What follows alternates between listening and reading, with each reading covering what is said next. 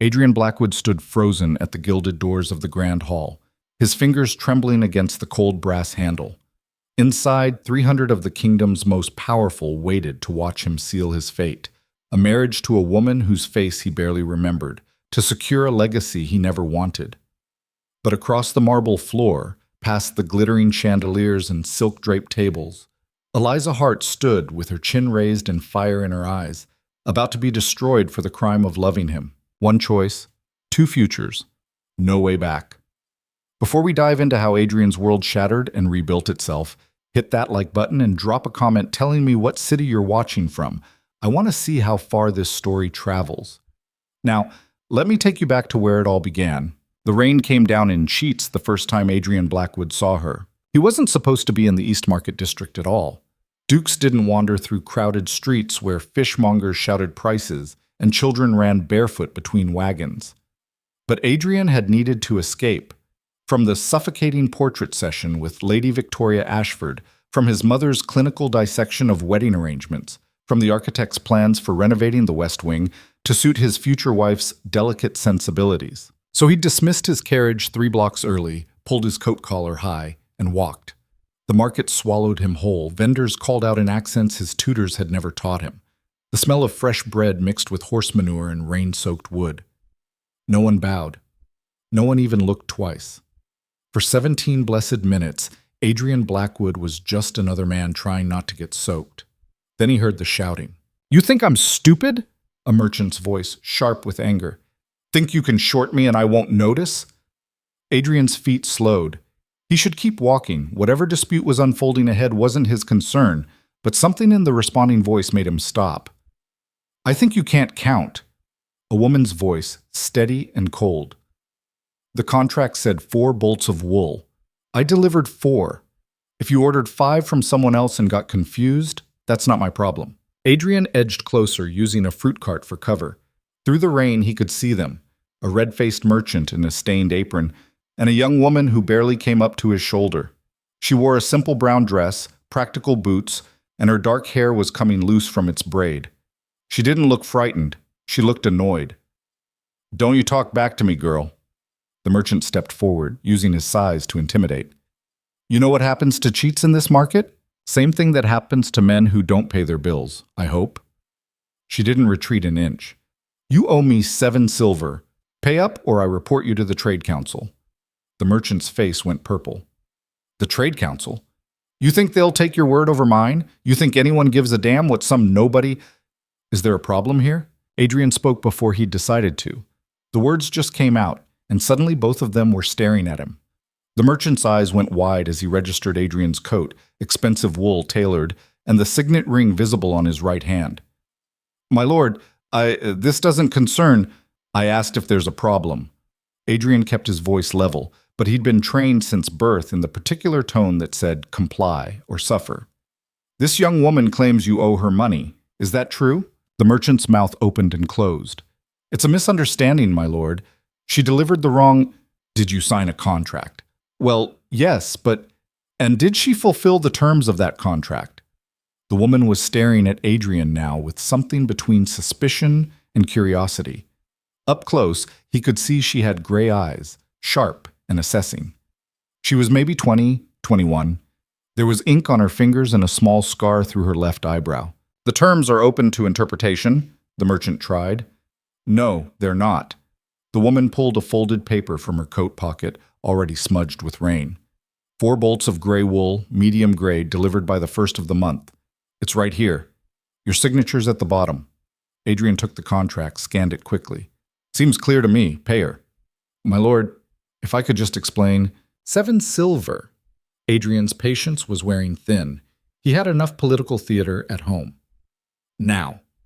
The merchant looked like he wanted to argue, but Adrian had spent 26 years learning how to make men obey without raising his voice.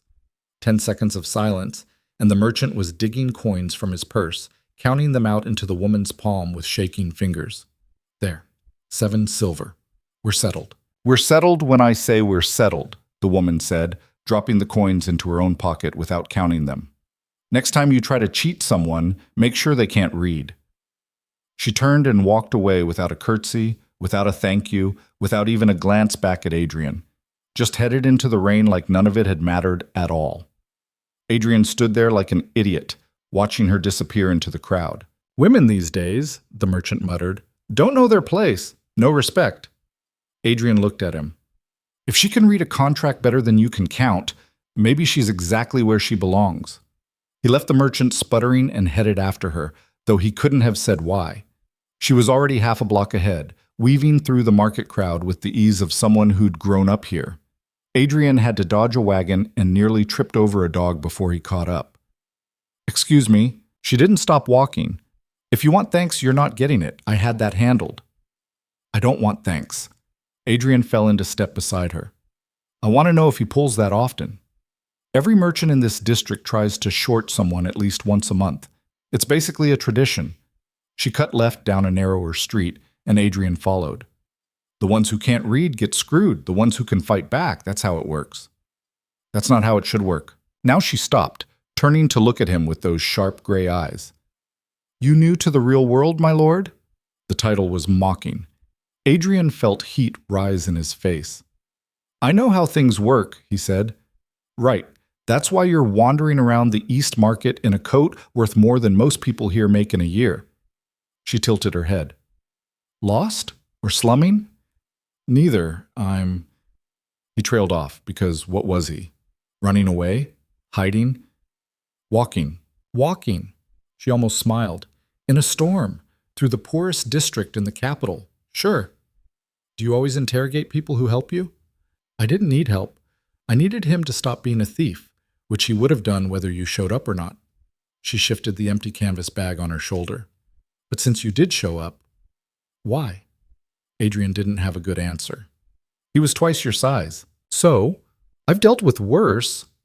She studied his face for a moment, and Adrian had the unsettling feeling she was seeing through every layer of polish and breeding straight down to something he kept hidden. "You've got that look." "What look?" "The one that says you've never had anyone tell you no." She started walking again. "Must be nice." Adrian followed, which was stupid, because he should turn around and find his carriage and go back to his life. But instead he said, "You're wrong." "About what?" "People tell me no all the time. They just do it politely." That actually got a laugh out of her, short and surprised. "Fair enough. So what do they call you when they're politely refusing?" He should lie, give a false name. But he said, "Adrian." "Just Adrian?" "For now." She glanced at him sideways. "You're not very good at this." "At what?" "Pretending to be normal." She stopped at a corner where the street split 3 ways. "This is where I turn off. Thanks for the unnecessary rescue, just Adrian." "Wait." Adrian caught her arm without thinking, and she looked down at his hand like it was a snake. He let go immediately. "I don't even know your name." "That's the idea." But she hesitated, studying him again with that unnerving directness. Then she sighed. "Eliza. Eliza Hart." "Eliza." He liked the sound of it. Simple. Strong. "Do you work in the market every day? Were you planning to have more merchants to intimidate on my behalf?" "I'm planning to take a walk tomorrow," Adrian said, "around the same time, in case it rains again." Eliza's eyes narrowed. "You don't want to do that." "Why not?" "Because I'm not a charity case, and I'm not a curiosity." Her voice went hard. "And I'm definitely not some fantasy you're building in your head about the simple, common girl who makes you feel real. I've seen that before. It never ends well." The words hit harder than they should have. "That's not what this is." "Then what is it?" Adrian opened his mouth and realized he had no idea. He just knew that in the last 10 minutes he'd felt more alive than he had in months, maybe years. "I don't know," he admitted, "but I'd like to find out." Eliza looked at him for a long moment. The rain had soaked through both their coats. Water dripped from her hair, from his. Somewhere behind them, a vendor was closing up shop, wood slamming against wood. "You're going to regret this," she said finally. "Probably. I'm not going to make it easy. I wouldn't want you to." She shook her head, but there was something almost like a smile at the corner of her mouth. "Tomorrow, 2 o'clock. The fountain in Fletcher Square. If you're late, I'm gone. I'll be there. We'll see." She turned and walked away, and this time Adrian let her go. He stood in the rain until she disappeared around a corner, then headed back toward where his carriage was waiting. His driver took one look at his soaked clothes and had the good sense not to ask questions. On the ride home, Adrian stared out the window at the blurred lights of the city and tried to figure out what he'd just done. Made an appointment with a commoner he'd met by accident in a market.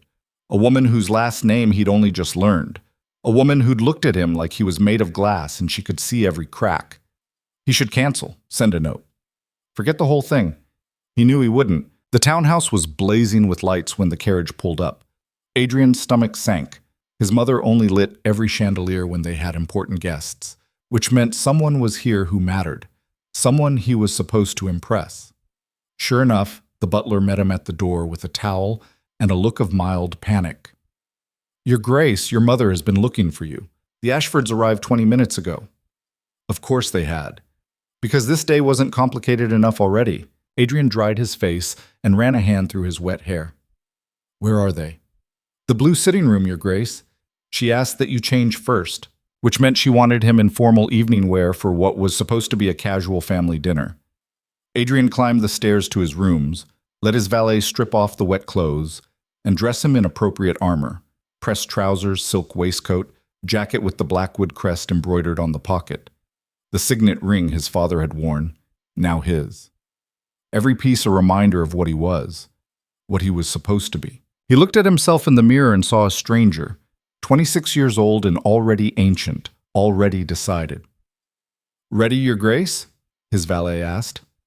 "No." "Yes."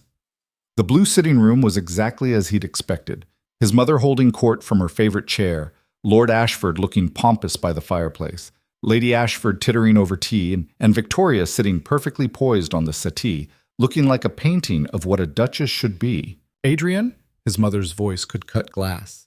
"How kind of you to join us. We were beginning to worry." "My apologies. I lost track of time." He bowed to the Ashfords. "Lord Ashford, Lady Ashford, always a pleasure. Lady Victoria." Victoria smiled the way she'd been trained to smile, gentle, demure, utterly empty. "Duke Blackwood. We were just discussing the wedding timeline. Were we?" Adrian sat in the chair his mother indicated and accepted the brandy Lord Ashford offered. He didn't want it, but refusing would be remarked upon. "Your mother thinks a spring wedding would be lovely," Lady Ashford chirped. "The gardens will be in bloom, and we could hold the reception outside, weather permitting." "Assuming we can finalize the alliance agreements by then," Lord Ashford added, getting straight to what this was actually about. "My sources in Parliament say the Northern Coalition is pushing for new trade restrictions. If we combine our holdings, then we control enough votes to block them," Adrian's mother finished smoothly, "which benefits both our families considerably." Victoria sat there like a doll while they discussed her like a chess piece. She didn't even seem bothered by it. Maybe she wasn't. Maybe this was all she'd ever expected. Maybe it was all he should expect too. "Of course, there's the matter of the announcement," Lady Ashford continued. "The Queen's ball next month would be the perfect venue. All of society will be there." "An excellent suggestion," Adrian's mother said. "Adrian, you'll escort Victoria naturally. Make it clear to everyone where things stand." Adrian drank his brandy and said nothing. What was there to say? This had been decided before he'd even met Victoria. He'd understood the arrangement since he was 16. Marry well, secure the family's position, produce an heir. His preferences didn't enter into it. Except now there was a woman named Eliza Hart who'd looked at him like he was a person instead of a title, and suddenly the brandy tasted like ash. "Adrian?" His mother's voice had an edge now. "The ball?" "Of course." He set down his glass. "I'd be honored to escort Lady Victoria." Victoria's smile never wavered. She probably didn't care who escorted her as long as the paperwork got signed. The evening dragged on for another 2 hours. Discussions of guest lists and seating arrangements and which musicians to hire. Adrian nodded in the right places and made appropriate comments while his mind was somewhere else entirely. A rain-soaked market. Gray eyes that saw too much. 2 o'clock tomorrow at Fletcher Square. Finally, mercifully, the Ashfords took their leave. Adrian escaped to his study before his mother could corner him with more instructions. He poured himself another drink he didn't want and stood at the window looking out at the dark city. 2 lives, 2 worlds. No way to reconcile them. He should sleep. Tomorrow he had meetings about estate management and a dinner with potential political allies and a dozen other obligations that made up his carefully constructed existence. Instead, he thought about gray eyes and ink-stained fingers and a voice that didn't know how to lie. The next day crawled by like torture. Adrian sat through a breakfast meeting about crop yields and a lunch discussion about military funding and an afternoon session with his solicitor about property boundaries. Every minute felt like an hour. At 1:30, he told his secretary he needed to review some documents alone and slipped out the side entrance before anyone could stop him. He wore simpler clothes this time, still quality, but not obviously aristocratic. No signet ring, no crest, just a man heading out for a walk. Fletcher Square was a 15-minute ride from the townhouse, 10 minutes if traffic was light. Adrian made his driver let him off 2 blocks away and walked the rest. The rain had cleared overnight, leaving the cobblestones damp and the air sharp with cold. The fountain stood in the center of the square, water trickling from a stone lion's mouth into a circular basin.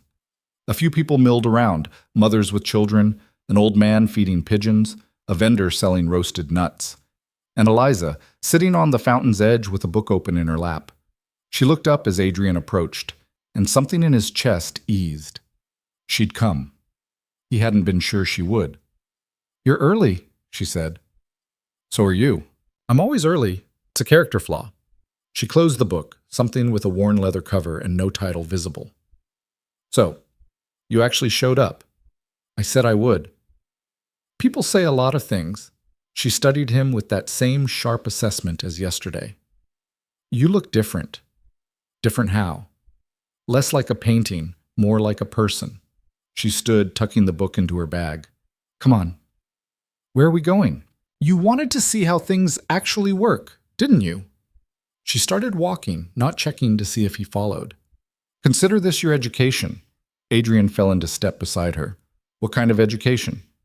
"The kind they don't teach in your fancy schools." She led him through streets he'd never walked, past buildings he'd never noticed. She pointed out the bakery that gave away day-old bread to families who couldn't pay, the doctor who treated patients for whatever they could afford, the boarding house that took in women with nowhere else to go. "See that shop?" Eliza gestured to a tiny storefront squeezed between 2 larger buildings. "That's where I learned to read.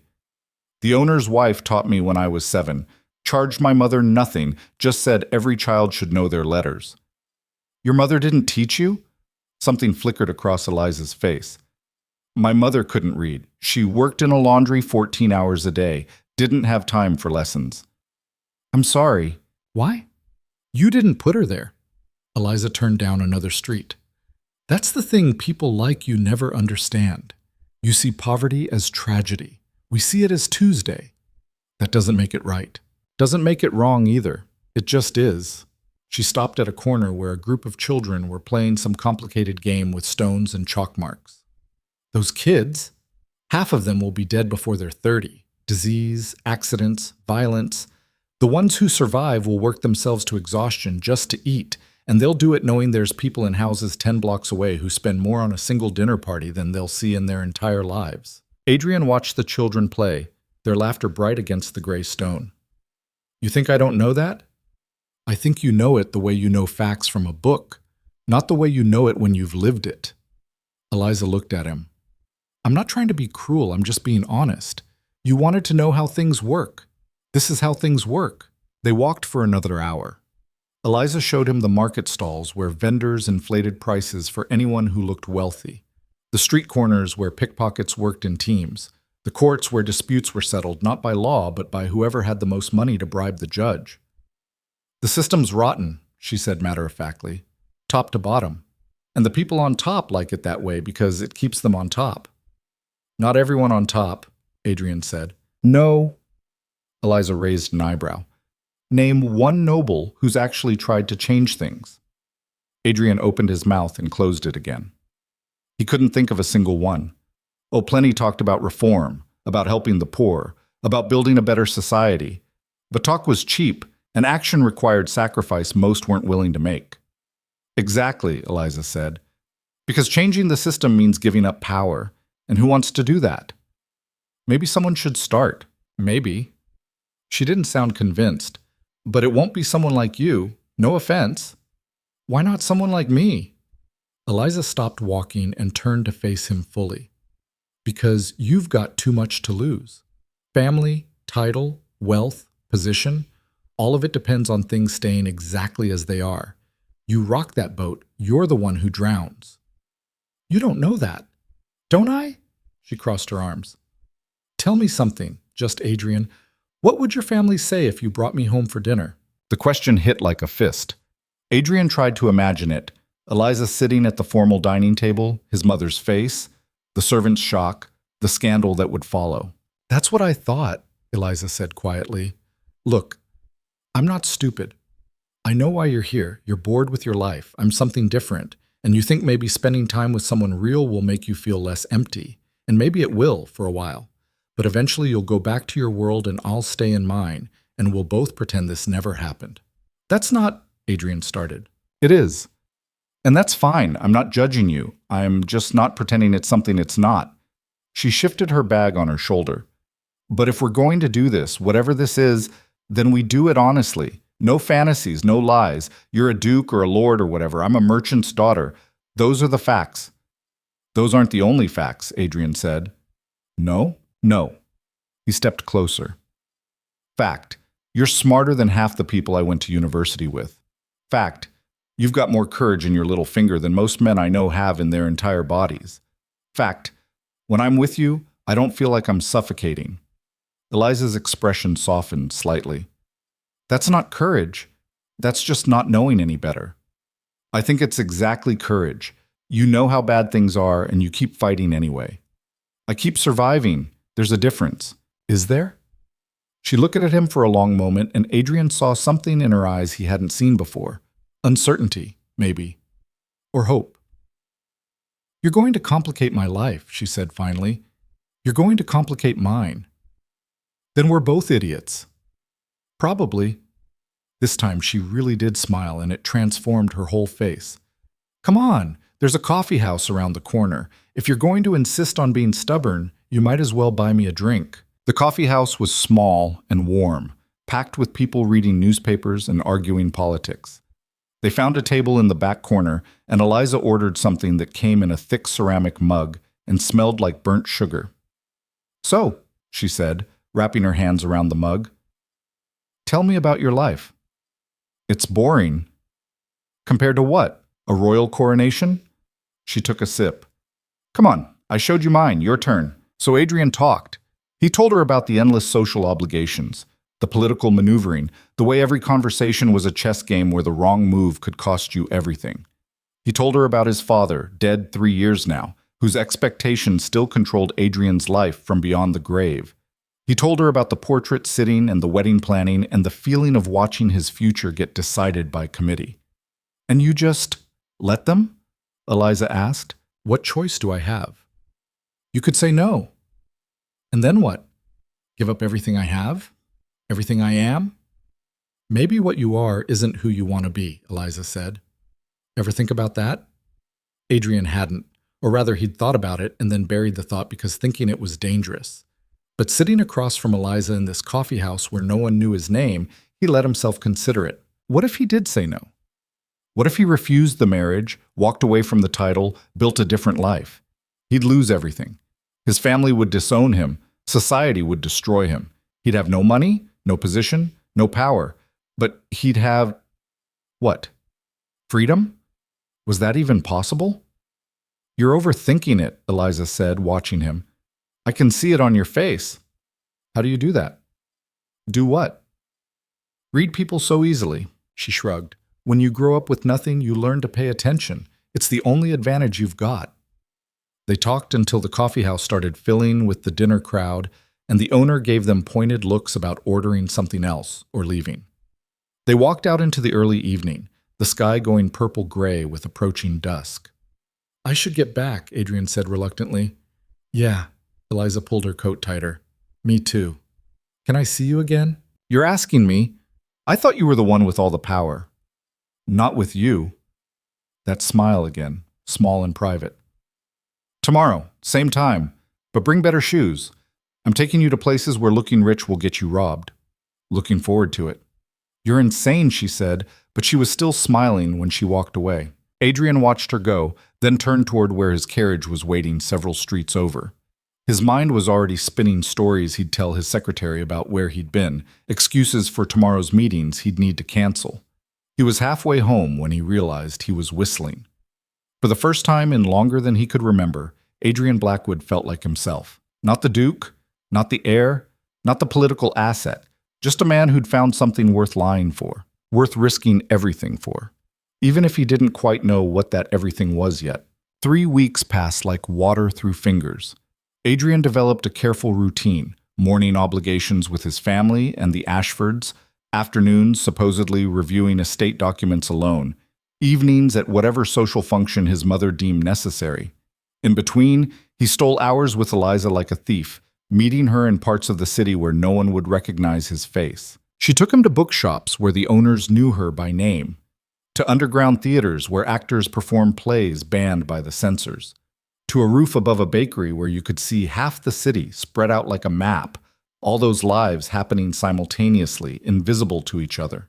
"This is my favorite spot," Eliza said one afternoon, sitting on the roof's edge with her legs dangling over.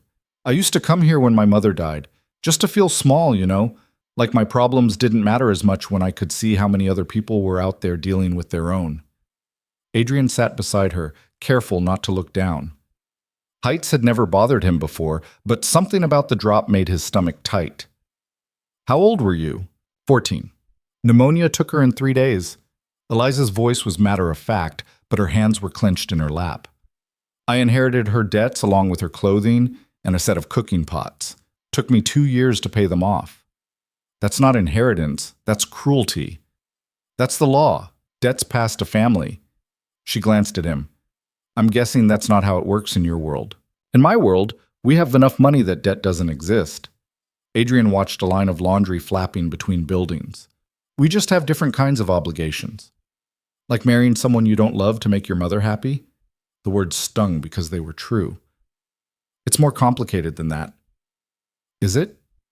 Eliza turned to face him fully. "Seems pretty simple to me. Either you want to marry this Victoria person or you don't. It's not about what I want.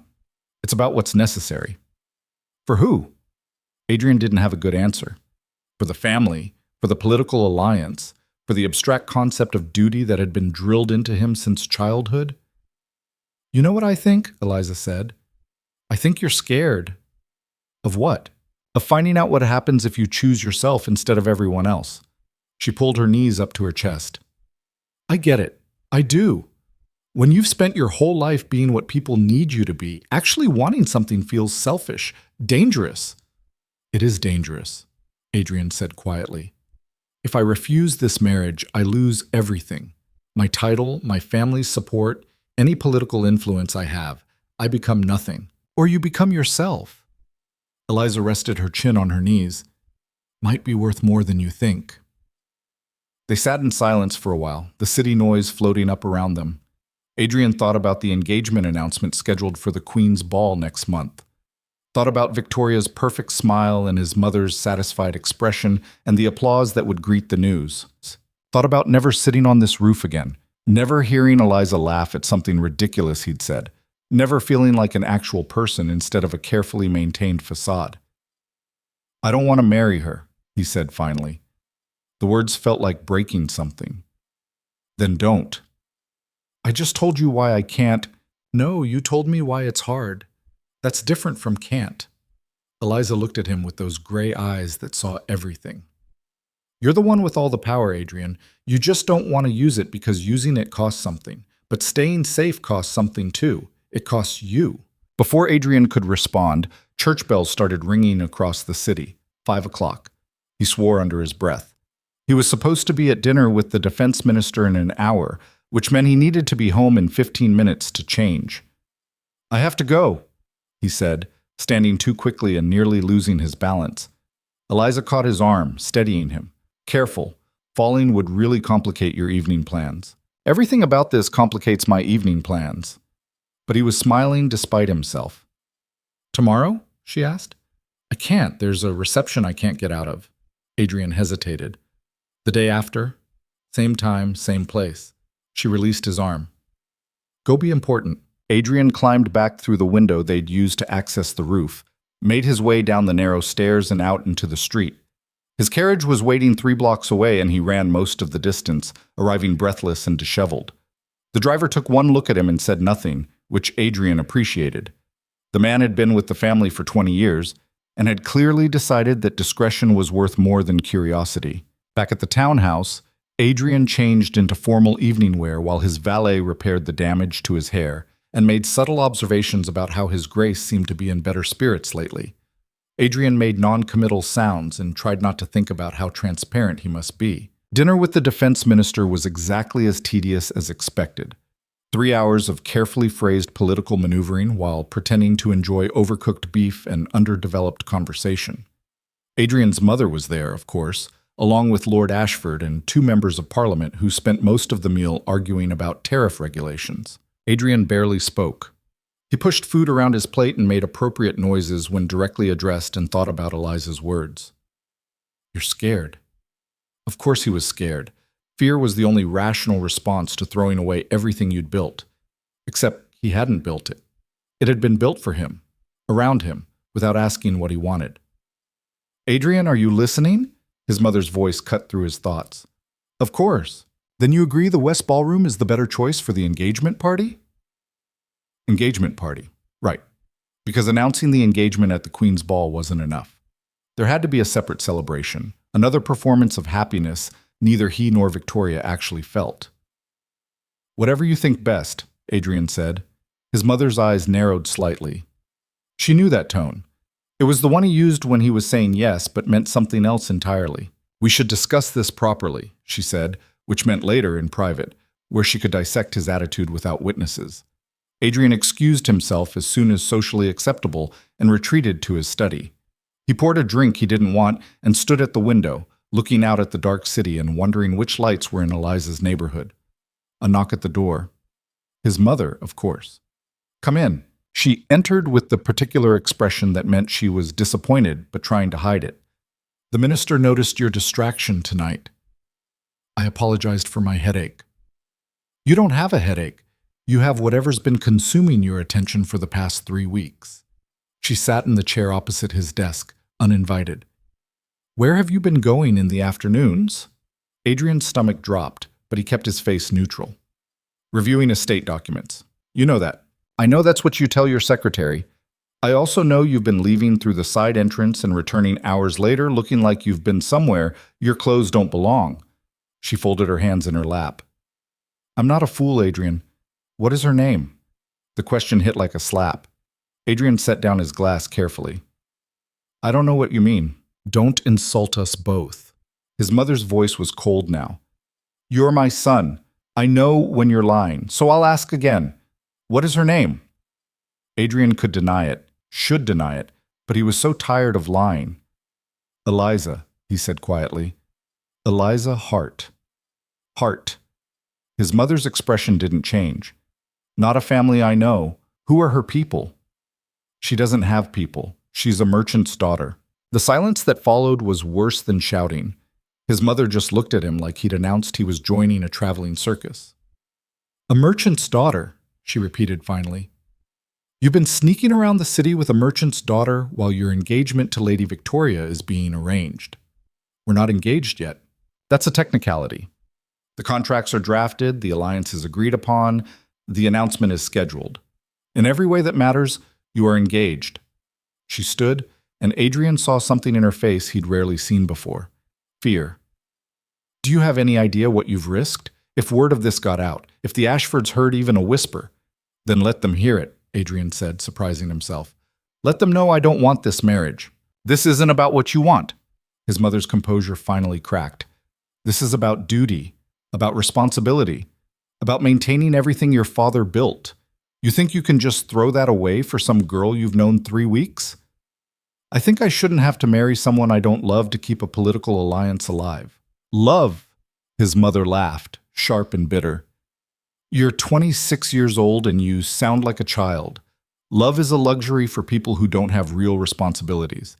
You think your father loved me when we married? You think I loved him? We did our duty, and eventually we built something that worked. That's what adults do." Maybe I don't want to be that kind of adult. Then what do you want? To give up your title? To live in poverty with this merchant girl who'll grow tired of you the moment reality sets in?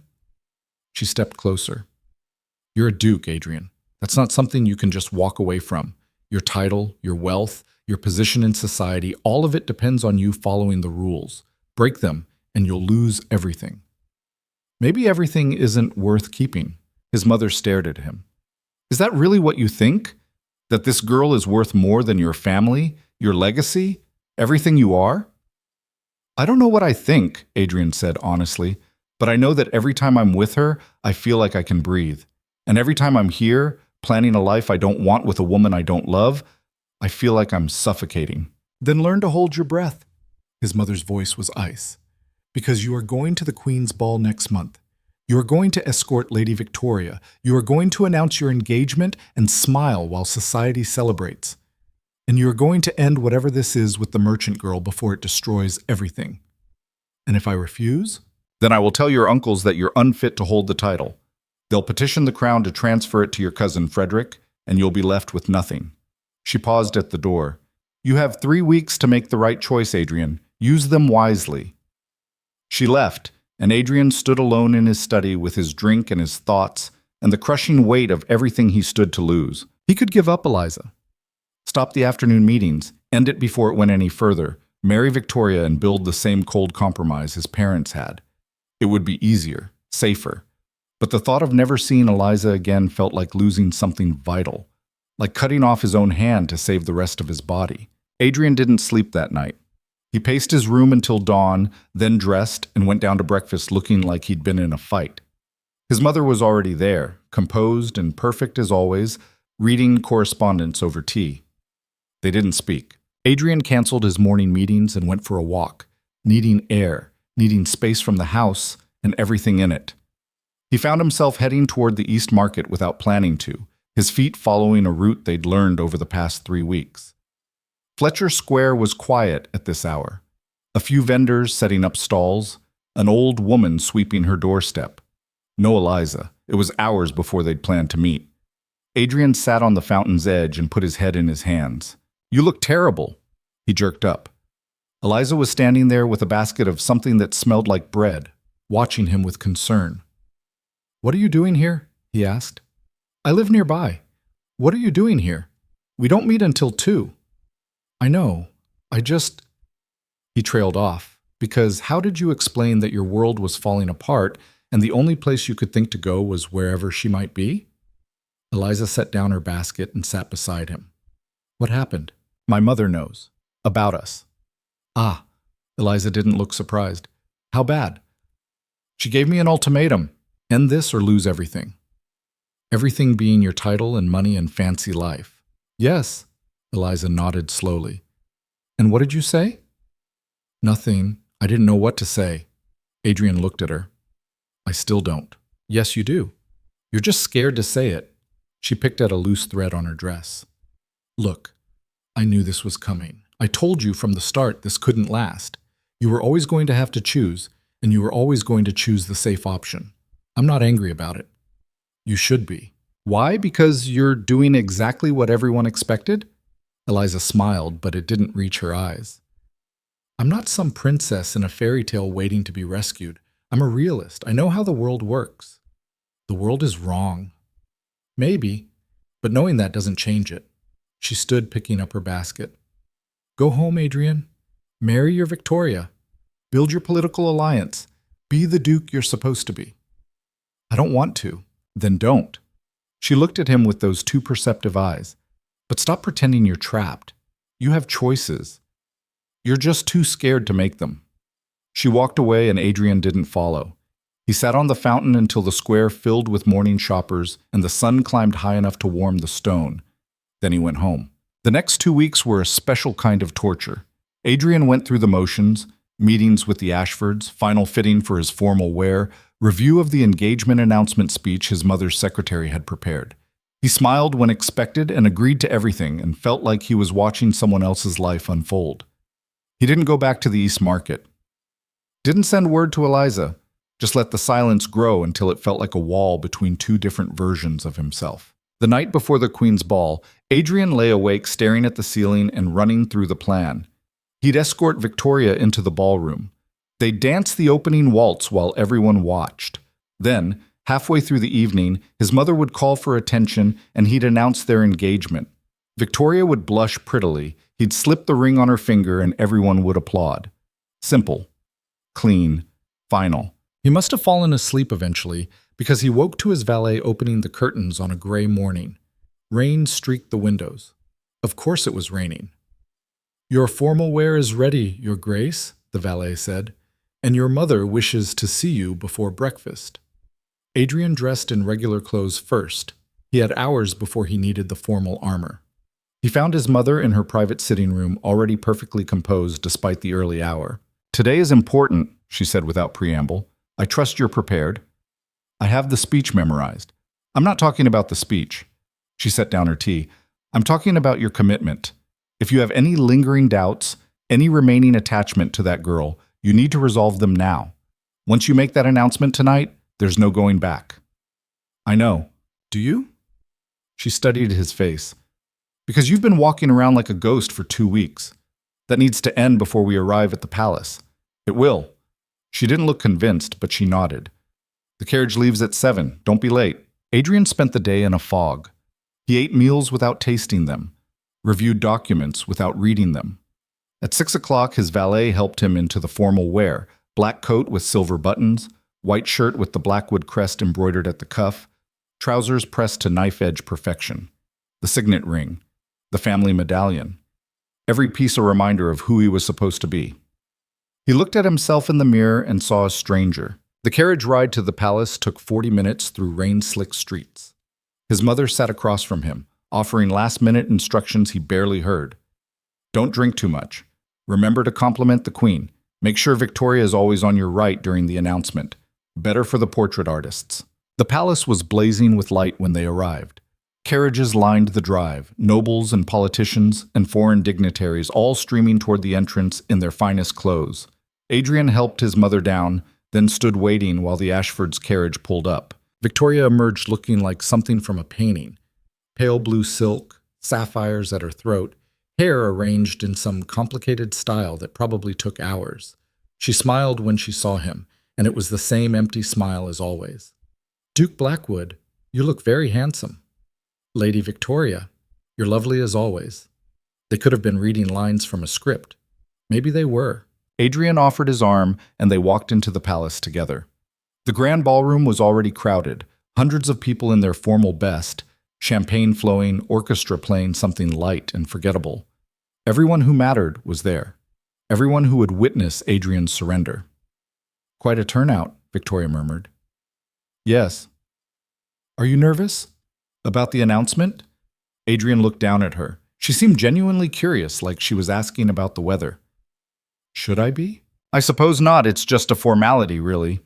She adjusted her gloves. "Though I confess I'm relieved to have it settled." The uncertainty was beginning to wear. Uncertainty. As if there had ever been any question about how this would end. They made their way through the crowd, stopping to greet various lords and ladies, accepting congratulations for an engagement that hadn't been announced yet, but everyone already knew about. Politics was just theater with higher stakes. The evening dragged on. Adrian danced with Victoria. She was technically proficient, but completely mechanical. He danced with several other ladies because his mother insisted. He made conversation with a general and a bishop and someone's cousin from the north. All of it blurred together into meaningless noise. At 10 o'clock, his mother caught his eye across the room. Time. Adrian's mouth went dry. He set down his champagne glass and started making his way toward the dais where the Queen sat watching the festivities. Victoria appeared beside him, taking his arm. "Ready?" she asked. "No." "Yes." They climbed the 3 steps to the dais. The orchestra finished their current piece and went silent. Conversation dropped away as people realized something was happening. Adrian's mother stood to his left, looking satisfied. Lord Ashford to his right, already smiling. The Queen nodded permission for him to speak. Adrian opened his mouth. The words were right there, memorized perfectly. "Lords and ladies, honored guests, it is my great pleasure to announce..." The ballroom doors slammed open. Everyone turned. Through the crowd, Adrian could see guards trying to stop someone, a woman pushing past them, and his heart stopped because he knew that silhouette, that determined stride. Eliza. She was wearing the same brown dress from the market, soaked with rain, completely inappropriate for this setting. Her hair was falling out of its braid, and she looked furious and terrified in equal measure. "I'm sorry," she called out, her voice carrying across the suddenly silent ballroom. "I know I don't belong here, but I have to say something." The guards grabbed her arms. She didn't fight them, just kept her eyes locked on Adrian's. "Please," she said, "just let me speak, then I'll go." The queen looked at Adrian. "Duke Blackwood, do you know this person?" Every eye in the ballroom was on him. His mother's face had gone white. Victoria looked confused. The entire aristocracy waited for him to deny it, to let the guards remove her, to continue with the announcement like nothing had happened. Adrian looked at Eliza, standing there dripping rain onto marble floors, surrounded by hostile faces, having crashed the most important event of the season just to say something she could have said anywhere else, just to fight for him. And something inside Adrian finally, irreversibly broke. "Yes," he heard himself say. "I know her." The ballroom erupted in whispers. The whispers crescendoed into actual voices, shocked exclamations rippling through the ballroom like wind through wheat. Adrian watched his mother's expression shift from white shock to something darker, more dangerous. Lord Ashford's face had gone purple. Victoria just stood there, looking bewildered, her hand still resting on Adrian's arm like she'd forgotten it was there. "Adrian?" His mother's voice was barely audible beneath the noise, but he heard the warning in it. "Don't." He pulled his arm free from Victoria's grip and stepped down from the dais. The crowd parted for him instinctively. They always did. But this time it felt different. Not deference. More like watching a carriage accident unfold, unable to look away. Adrian walked across the polished marble toward Eliza, acutely aware of every eye following him, every mouth ready to spread this story to every corner of the kingdom by morning. The guards were still holding her arms. Up close, Adrian could see she was shaking, from cold or fear, or both. "Release her," he said. The guards looked at each other, uncertain. One of them glanced back toward the dais where the queen sat watching with an expression Adrian couldn't read. "Your Grace," she broke into... The guard started. "I said release her." They let go. Eliza rubbed her arms where they'd gripped her, leaving red marks on her skin.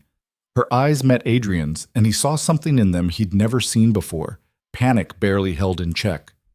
"What are you doing here?" he asked quietly, aware that the entire ballroom was straining to hear. "I had to..."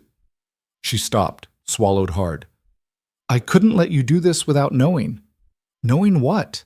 "That you have a choice." Her voice was shaking. "I know you think you don't. I know it seems impossible, but you do. And I couldn't sit there knowing I never told you that." Behind him, someone laughed, cold and cutting. Adrian didn't turn to see who. "Duke Blackwood." The queen's voice cut through the noise like a blade. "Perhaps you might introduce your guest?" There was no good way out of this. Adrian could feel the moment crystallizing around him, becoming the kind of story people would tell for years. The scandal that destroyed the Blackwood name, the common girl who crashed the Queen's ball, the Duke who threw away everything for nothing. But when he looked at Eliza, soaked and shaking and terrified, but still standing there, still fighting, he couldn't bring himself to care. "Your Majesty," he said, turning to face the dais, but keeping Eliza beside him. "This is Miss Eliza Hart." Hart. The Queen's expression remained neutral. "I don't believe I know the family." "There is no family, Your Majesty. Miss Hart is a merchant's daughter."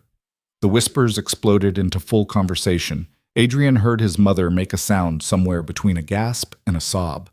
Across the room, someone dropped a glass, the crystal shattering on marble. "I see." The Queen leaned forward slightly. "And what precisely is Miss Hart doing at my ball?" Eliza stepped forward before Adrian could answer. "I came to tell the truth, Your Majesty." "The truth about what?" "About him." She gestured toward Adrian without looking at him.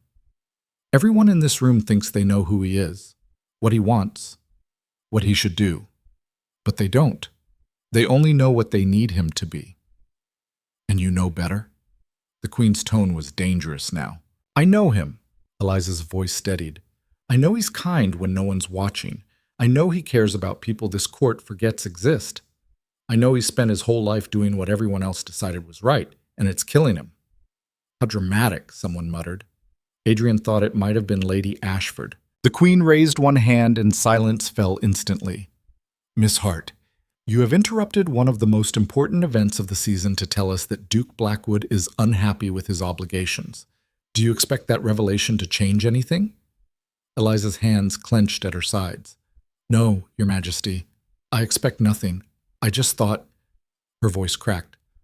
I thought he should know someone sees him, really sees him, before he locks himself into a life where no one ever will again. The silence that followed was absolute. Even the orchestra seemed to be holding its breath. Then the Queen stood. Everyone immediately went to their knees.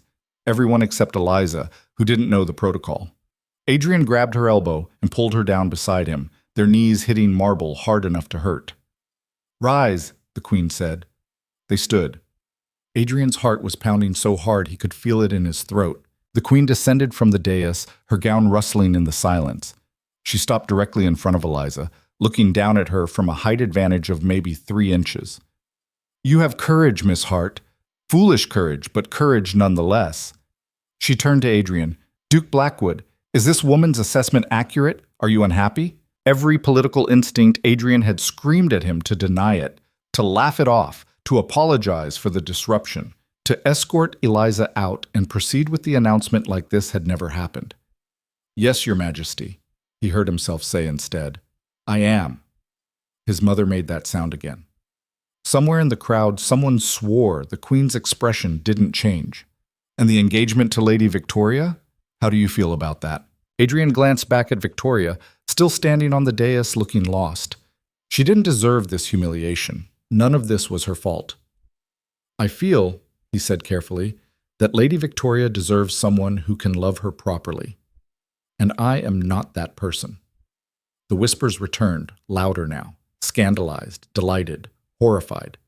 The social event of the season had just become the scandal of the decade. Lord Ashford pushed through the crowd, his face the color of raw meat. This is outrageous. An insult to my family, to my daughter. Your daughter, Adrian said, has been nothing but gracious and patient. The insult is mine, and I take full responsibility for it. But I will not compound the disrespect by marrying her when my heart is elsewhere. Your heart? Ashford spat the word. You're a duke, not a shopgirl. Your heart is irrelevant. Perhaps that's the problem, Adrian said. The Queen held up her hand again. Lord Ashford, I understand your anger, but I will have order in my ballroom. She turned back to Adrian. Duke Blackwood, you understand what you're suggesting? To break an engagement this publicly, to reject an alliance this important, the consequences will be severe. I understand, Your Majesty. Your family will suffer. Your political standing will be destroyed. Many of the doors currently open to you will close permanently. Her eyes were sharp, assessing. And for what? A merchant's daughter with no fortune, no connections, no way to help you maintain the position you're about to lose? Adrian looked at Eliza. She was staring at the floor, her whole body rigid with the effort of staying composed. He could see tears tracking down her face, silent and devastating. Your Majesty, he said quietly, I've spent my entire life maintaining a position I never wanted. I think it might be time to find out who I am without it. The Queen studied him for a long moment. Then, impossibly, she smiled. Very well. Consider your engagement to Lady Victoria dissolved. She raised her voice so the entire ballroom could hear. Let it be known that Duke Adrian Blackwood has declined his arranged marriage of his own free will. The Ashford alliance is hereby nullified. Lord Ashford looked like he might explode. Your Majesty, you can't possibly... I can, and I have. The Queen's smile vanished. Though I suggest, Lord Ashford, that you examine why your daughter's only prospect required a political arrangement to secure. Perhaps the insult runs both ways. Victoria made a small sound, and Adrian felt a stab of guilt. She was collateral damage in a war she'd never asked to fight. The Queen turned back to Adrian and Eliza. As for you two, Miss Hart, you are banned from court for the remainder of the season. Should you appear at any royal function again, you will be arrested. Eliza nodded, not trusting her voice. And Duke Blackwood? The queen's expression was unreadable. You have made your choice. I hope it proves worth the cost. You are dismissed. It took Adrian a moment to understand. Dismissed. From the ball. From the court. From the life he'd known. He bowed deeply. Thank you, Your Majesty. Don't thank me yet, she said. The hard part is just beginning. Adrian took Eliza's hand. Her fingers were ice cold, and turned toward the ballroom doors. The crowd parted again, but this time he could hear the whispers clearly. Disgraceful. Shameful. What was he thinking? That poor girl doesn't know what she's gotten herself into. His mother stood frozen on the dais, her face a mask of pure devastation. Their eyes met for 1 second, and Adrian saw everything there. Disappointment, rage, and something that might have been fear. Then she turned away, and he knew that was the end of something that could never be repaired. They walked the length of the ballroom in absolute silence. 300 of the kingdom's most powerful people, and not one of them spoke. Just watched as Adrian Blackwood walked out of his own engagement announcement and into whatever came next. The palace doors closed behind them, cutting off the warmth and light and leaving them standing in the rain. Adrian's formal coat was soaked in seconds. Eliza was already shivering. I'm sorry, she said, her voice barely audible. I shouldn't have. I just couldn't sit there knowing. Don't. Adrian pulled her against him, wrapping his coat around both of them, even though it did nothing against the cold. Don't apologize. You were right. I had a choice. I just needed someone to remind me. She was crying properly now, her whole body shaking with sobs. You just gave up everything. Your family, your title. I still have the title. For now, anyway. He pressed his face into her wet hair. Everything else, we'll figure it out. How? How are we going to figure it out when you don't even know how to live without servants and money and— Then you'll teach me, Adrian said, the same way you've been teaching me everything else. A carriage pulled up. Not the Blackwood carriage. One of the public ones that waited outside the palace for hire. The driver looked at them with open curiosity but asked no questions when Adrian gave him an address in the East Market district. They rode in silence through rain-dark streets. Eliza had stopped crying but was still shaking. Adrian kept his arm around her, acutely aware that he had no plan, no idea what happened next, and approximately 3 hours before his mother discovered what address he'd given the driver and sent people to retrieve him. Where are we going? Eliza finally asked. Your place. If that's all right. She pulled back to look at him. Adrian, I live in a single room above a bookshop. There's barely space for me, let alone, I don't care. And he didn't. He just needed to be somewhere that felt real, where he could think without the weight of everyone's expectations crushing him. The bookshop was dark when they arrived. Eliza led him around to a side entrance and up a narrow staircase that creaked under their weight. Her room was exactly as she'd described. One small space with a bed, a table, a chair, and a tiny stove in the corner. Books everywhere, stacked on the floor, piled on the table, crammed into a leaning shelf. It's not much, she said, suddenly self-conscious. It's perfect. Adrian meant it. The room smelled like old paper and the lavender she must have dried on the windowsill. It was the most honest space he'd ever been in. Eliza lit a lamp and warm light filled the room. She peeled off her soaked coat, hung it on a nail by the door, then just stood there looking lost. I've ruined your life, she said finally. No, you saved it. Adrian shed his own coat, ruined beyond repair, but he couldn't bring himself to care. I was about to chain myself to a future I didn't want. You gave me a way out. A way out into what? You can't stay here. Your mother will find you by morning, and then what? She'll drag you back, force you into the marriage anyway. She can't force me to do anything. Adrian sat on the edge of the bed. It creaked alarmingly. I'm 26. I can make my own choices. Choices that come with consequences you're not ready for. Eliza wrapped her arms around herself. You have no idea what it's like to actually be poor, to wonder if you'll eat tomorrow, to work yourself sick just to afford a room like this. Then I'll learn. He looked up at her. You think I don't know this is going to be hard? I just publicly humiliated one of the most powerful families in the kingdom and walked away from the only life I've ever known. I know it's hard, but it's mine. Finally, it's mine. Eliza sat down beside him, the mattress dipping under their combined weight. Your mother's going to come after me. You know that, right? She's going to make my life hell for this. She's going to try. Adrian took her hand. But I won't let her. I promise you that. How? You just gave up all your power. Not all of it. I'm still a duke. I still have the estate, the investments my father left me. My mother controls the family funds, but she can't touch those. He was thinking out loud now, piecing together what resources he actually had. It won't be what I'm used to, but it's enough. We can make it enough. We. Eliza said the word like she was testing its weight. You're talking like this is permanent, isn't it? She looked at him for a long moment, and Adrian saw the fear there, not of poverty or scandal or his mother's wrath. Fear of hope, of believing this could actually work. I don't know how to be with someone like you, she said quietly. I don't know the rules, the etiquette, how to talk to your friends. I don't have friends. I have political allies who will drop me the moment I'm no longer useful. Adrian squeezed her hand. And I don't want you to be anyone except who you are. That's the entire point. The point is going to get us both destroyed. Maybe. Or maybe we'll build something better. He turned to face her fully. I'm not going to lie and say this will be easy. It's going to be the hardest thing either of us has ever done. But I'd rather fight through hard with you than coast through easy with someone who makes me feel nothing. Eliza's eyes filled with tears again. You're an idiot. Probably. And you're going to regret this. I really don't think I will. She kissed him then, and it felt like falling and flying at the same time, like finally letting go of something heavy he'd been carrying so long he'd forgotten it wasn't part of him. When they pulled apart, both breathing hard, Eliza rested her forehead against his. Okay, she whispered. Okay, we'll try. We'll try. They fell asleep in her narrow bed, still wearing their damp clothes, too exhausted to do anything else. Adrian dreamed of ballrooms flooding with water, drowning everyone in formal wear while he swam toward light. He woke to pounding on the door. Morning light streamed through the window. Eliza was already sitting up, her face pale. The pounding came again, harder this time.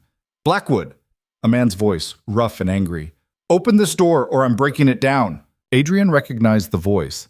His Uncle Thomas, his mother's brother, which meant she'd found him even faster than he'd expected. Stay here, he told Eliza, getting up. Are you insane? I'm not hiding while... The door splintered inward. Not broken down. Someone had unlocked it from the outside. His uncle stood in the doorway with two other men Adrian didn't recognize. Big men, the kind hired to intimidate. Get dressed, Thomas said, his voice cold. You're coming home. I'm exactly where I want to be, Adrian said. No. You're in a whore's room playing at rebellion while your mother cleans up the disaster you created. Thomas's eyes flicked to Eliza with pure contempt. Get dressed, or these men will dress you. Either way, you're leaving. I'm not 17 anymore, Uncle. You can't just drag me home like a wayward child. Watch me. Thomas nodded to the two men who started forward. Adrian stepped in front of Eliza, which was stupid because he had no idea how to fight, and these men clearly did. But he wasn't moving. Touch her, he said quietly, and I'll make sure every newspaper in the city knows the Blackwood family hires thugs to intimidate women. That stopped them. Thomas's face went red. You think you have any credibility left? After last night's performance, you're a laughingstock. The family name is in ruins because of your selfishness. The family name was already rotten, Adrian said. I just stopped pretending it wasn't. You arrogant... Thomas took a breath, visibly controlling himself. Your mother wants to see you. She's willing to fix this. The Ashfords can be persuaded to overlook your momentary insanity if you apologize properly and agree to... No. No? Thomas looked genuinely shocked, like he couldn't comprehend the word. I'm not apologizing. I'm not going back. I meant what I said last night. Adrian felt Eliza's hand grip the back of his shirt, steadying him. I'm done living my life according to other people's plans. Then you're done living as a Blackwood. Thomas's voice was ice now. Your mother is petitioning the family council to have you removed from the line of succession. Your access to family funds will be revoked. Your position on the estate boards will be eliminated. By the end of the week, you'll have nothing but that worthless title and whatever scraps you can scrape together from your father's trust. Good, Adrian said. Keep it all. I don't want it. Thomas stared at him like he'd started speaking another language. You've lost your mind. Or maybe I've finally found it. His uncle shook his head slowly. You think you're being noble, romantic, But you're just being a fool. That girl, he pointed at Eliza without looking at her, she'll leave you the moment the money runs out. They always do. And you'll be left with nothing. No family, no fortune, no future. At least it'll be my nothing, Adrian said. Thomas looked at him for another long moment, and Adrian saw something shift in his expression, from anger to something almost like pity. Your mother tried to warn you, he said finally, but you were always too stubborn to listen. Fine. Live your little fantasy. When it collapses, and it will collapse, don't come crawling back expecting forgiveness. He turned and walked out. The two hired men followed, leaving the broken door swinging on its hinges. Adrian stood there shaking, adrenaline still flooding his system. Behind him, Eliza let out a breath that sounded like a sob. That's it then, she said. You're really doing this. Apparently so. Adrian turned to look at her. Having second thoughts? 1,000 of them. But she was smiling through tears. You're actually insane. You know that, right? Starting to suspect it? Yes. She crossed the room and wrapped her arms around him, and they stood there in the wreckage of his old life while morning light painted patterns on the floor. So what now? She asked. Adrian had no idea. He had maybe 6 months of funds from his father's trust before he'd need to find actual work. He had a title that was rapidly becoming worthless. He had enemies in every powerful family, and no allies willing to publicly support him. He had Eliza. Now, he said, we figure out how to survive. That's not much of a plan. It's all I've got. She pulled back, wiping her eyes. Okay, then we start with immediate problems. You need somewhere to stay that isn't here. My landlord already thinks I'm trouble, and having a duke in residence will only make it worse. You need clothes that don't scream aristocrat, and you need money, because whatever you have won't last long. I have the estate in the north, Adrian said. Small, but profitable. My mother can't touch it. It was part of my father's will. How small? 40 acres. Some farmland, some forest, a manor house that needs repairs. Eliza nodded slowly, already thinking. That's something. We could go there. Get away from the city while the scandal dies down. You'd leave? Your work here. My work here is reading contracts for merchants who try to cheat me half the time. I can do that anywhere. She started moving around the room, gathering things with sudden purpose. We leave today, before your mother decides the legal route is too slow and sends more than just your uncle. Adrian watched her pack what little she owned into 2 bags. It took maybe 15 minutes. His entire life fit into a trunk that required 3 servants to move, and hers fit into 2 canvas bags. I'll need to collect some things from the townhouse, he said. My father's papers, some personal items. Are you insane? You can't go back there? I have to. There are documents I need, legal papers for the northern estate, my father's journals, things my mother can't be allowed to destroy. He grabbed his ruined coat. I'll be quick. Then I'm coming with you. Eliza, if she sees you. If she sees me, what? She's already banned me from court and turned your whole family against us. What else can she do? Eliza shouldered one of her bags. Besides, you'll need someone to watch your back. You're terrible at confrontation. I just stood up to my uncle, while shaking like a leaf. But she was smiling. Come on, let's go rob your house. They hired another carriage, and Adrian gave the address with his stomach in knots. The townhouse looked the same as always, grand, imposing, utterly impersonal. The kind of building that announced its owner's importance to anyone passing by. Adrian's key still worked, which meant his mother either hadn't thought to change the locks or wanted to see what he'd do. They slipped in through the servants' entrance, hoping to avoid notice. No such luck. His mother was waiting in his study. She sat in his chair like a queen on a throne, her face a mask of controlled fury. Behind her stood 2 lawyers Adrian recognized from the family firm, both holding thick folders of documents. Mother, Adrian said, stopping in the doorway. Eliza hovered behind him. Adrian. His mother's voice could have frozen fire. How kind of you to come home. I assume you've reconsidered your dramatic display last night? No, I came for my father's papers. The Northern Estate documents. Ah, yes, we need to discuss that.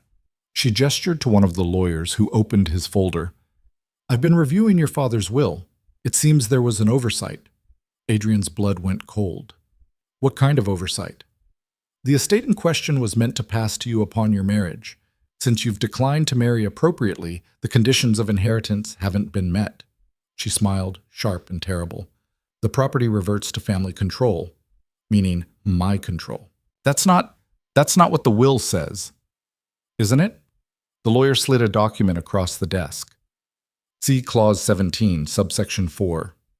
Adrian grabbed the paper, scanning desperately, and there it was, buried in legal language he'd never bothered to parse carefully, upon the occasion of the beneficiary's marriage to a suitable match as determined by family consensus. This is insane, he said. You're twisting the language. I'm following your father's explicit wishes. He wanted to ensure you married well. You haven't. Therefore, you inherit nothing. His mother stood. You wanted freedom, Adrian. Here it is. You're free to leave this house, this family, and every resource we provide. Free to build whatever pitiful life you think you can manage with that girl. She said that girl, like something she'd scraped off her shoe. You can't do this, Adrian said, but he could hear the desperation in his own voice. I already have. The paperwork is filed. The property is seized. Your trust is frozen pending investigation of your mental competence. She walked around the desk, stopping directly in front of him. You made your choice, my son. Now live with it. Behind him, Eliza grabbed his hand and squeezed hard. His mother's eyes flicked to their joined hands, and something in her expression shifted. Miss Hart, I should thank you, really. You've exposed my son's fundamental weakness far earlier than I expected. Better to know now that he's incapable of duty than to discover it after he's destroyed the entire family legacy. He's not weak, Eliza said quietly. He's the strongest person I've ever met, because he chose honesty over comfort. Honesty? His mother laughed. Is that what you call throwing away centuries of legacy for a few weeks of infatuation? How wonderfully naive. Better naive than cruel. The temperature in the room dropped another 10 degrees. His mother's face went very still. Get out, she said. Both of you. Take nothing. Leave now. And if you ever set foot in this house again, I will have you arrested for trespassing. Adrian wanted to argue, wanted to fight, but he could see in his mother's eyes that she meant every word. And somewhere in the building he could hear footsteps, more servants, maybe more family members coming to witness his final humiliation. Come on, Eliza said, pulling him toward the door. They ran, down the servants' stairs, through the kitchen where the staff stopped working to stare, out into the street where their carriage was still waiting. Adrian gave the driver the only address he could think of, the bookshop where Eliza had been living. As the carriage pulled away, he looked back at the townhouse one last time. His mother stood in the window of his study, watching them leave. She didn't move, didn't wave, just stood there like a statue marking the grave of everything he'd been. I'm sorry, Adrian said to Eliza. I'm so sorry. I thought I had something, some resources to build from, but I have nothing. Literally nothing. You have me, she said fiercely, and I have enough saved for maybe 2 months' rent and food. That's not nothing. It's not enough. Then we'll make it enough.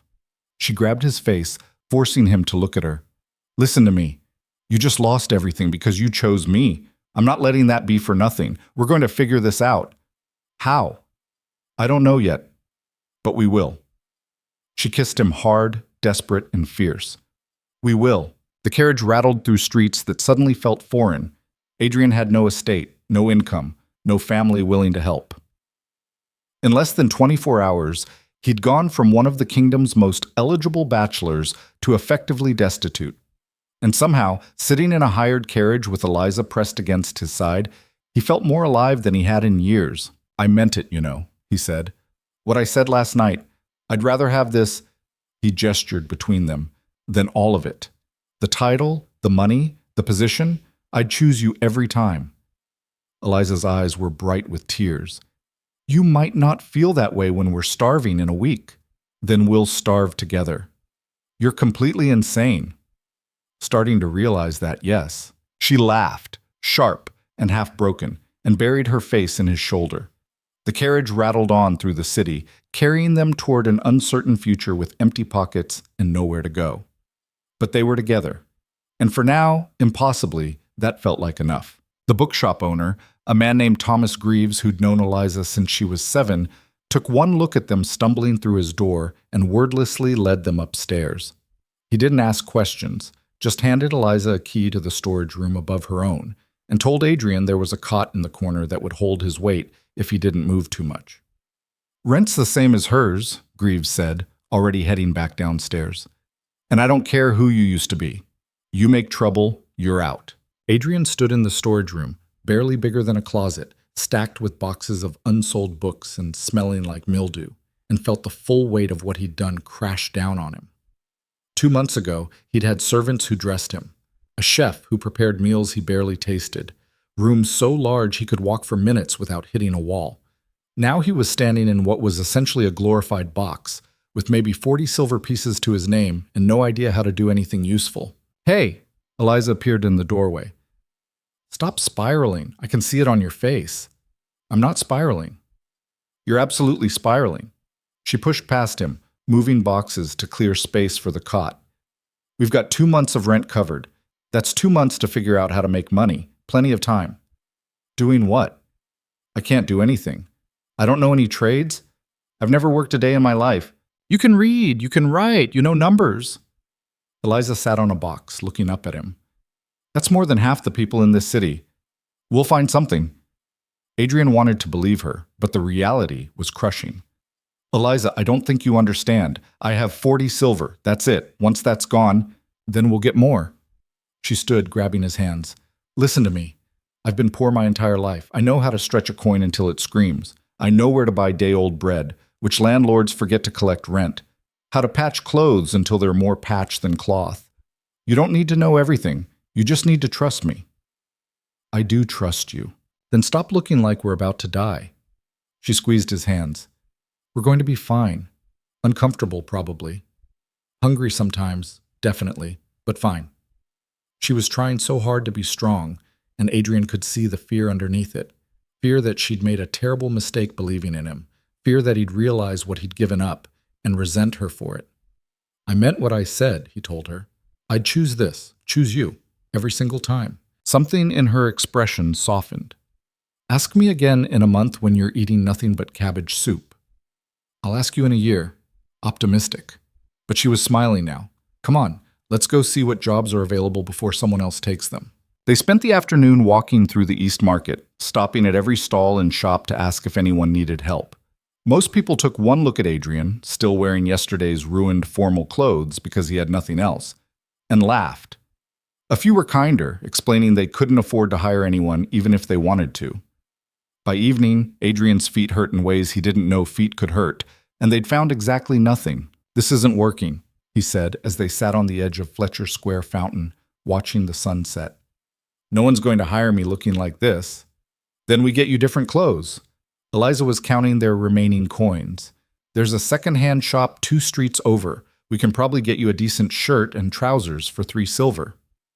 3 silver, a third of a decent meal at the restaurants he used to frequent.